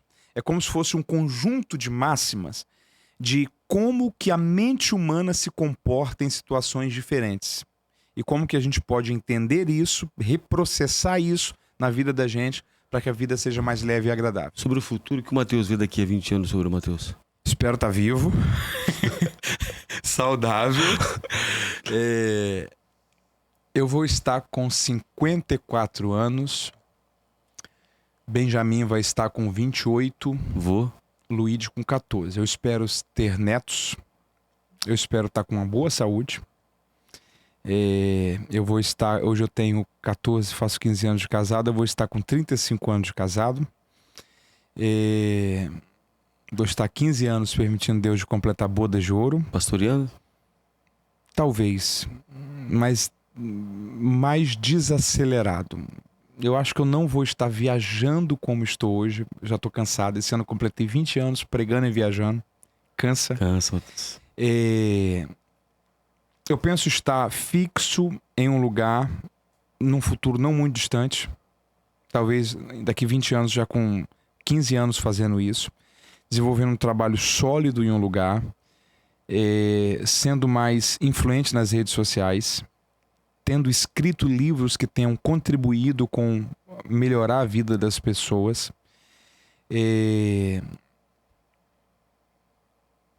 Crente. Sim. Amando mais a Jesus, isso acima de tudo. Talvez isso aqui era para ser a primeira resposta de todo esse conjunto, mas crente amando mais a Jesus, inspirando outras pessoas e treinando pessoas que vão estar mais novas para também caminharem um caminho bem sucedido.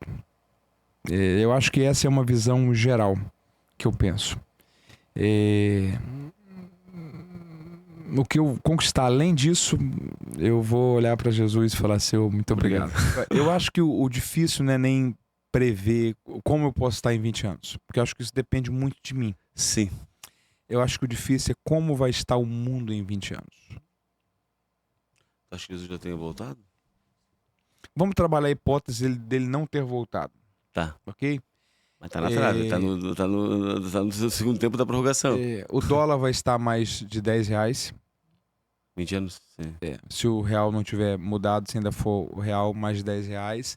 Acho que muda. A gente vai estar com a carga tributária muito mais cara. O IVA, que foi aprovado agora em 10 anos, vai aumentar 40% de imposto em tudo. A aposentadoria não vai existir mais? Vai estar bem complicada. Segurança pública do Brasil, eu acho que infelizmente tende a estar um pouco pior. É o nível cultural das pessoas mais inferiorizado. Sim. E as pessoas mais emburrecidas. Porque o analfabeto do século XXI não é a pessoa que não sabe ler, é a pessoa que não sabe interpretar. Se você lê, mas não sabe interpretar, é um problema da mente, não da leitura. Então a mentalidade brasileira ela está ficando cada vez mais limitada e emburrecida. Como estará talvez a igreja de um modo geral? Se nós não tivermos boas referências nesse tempo, ela estará mais secularizada, mais superficial e menos igreja. Menos igreja. O Brasil caminha para um cenário pós-cristão. E isso é um perigo. Porque o pós-cristianismo é o cenário de que a pessoa já sabe o que é igreja, já sabe o que é Cristo, já sabe o que é a Bíblia, mas ela sente que isso aqui era uma coisa que os nossos pais faziam, a gente não faz mais.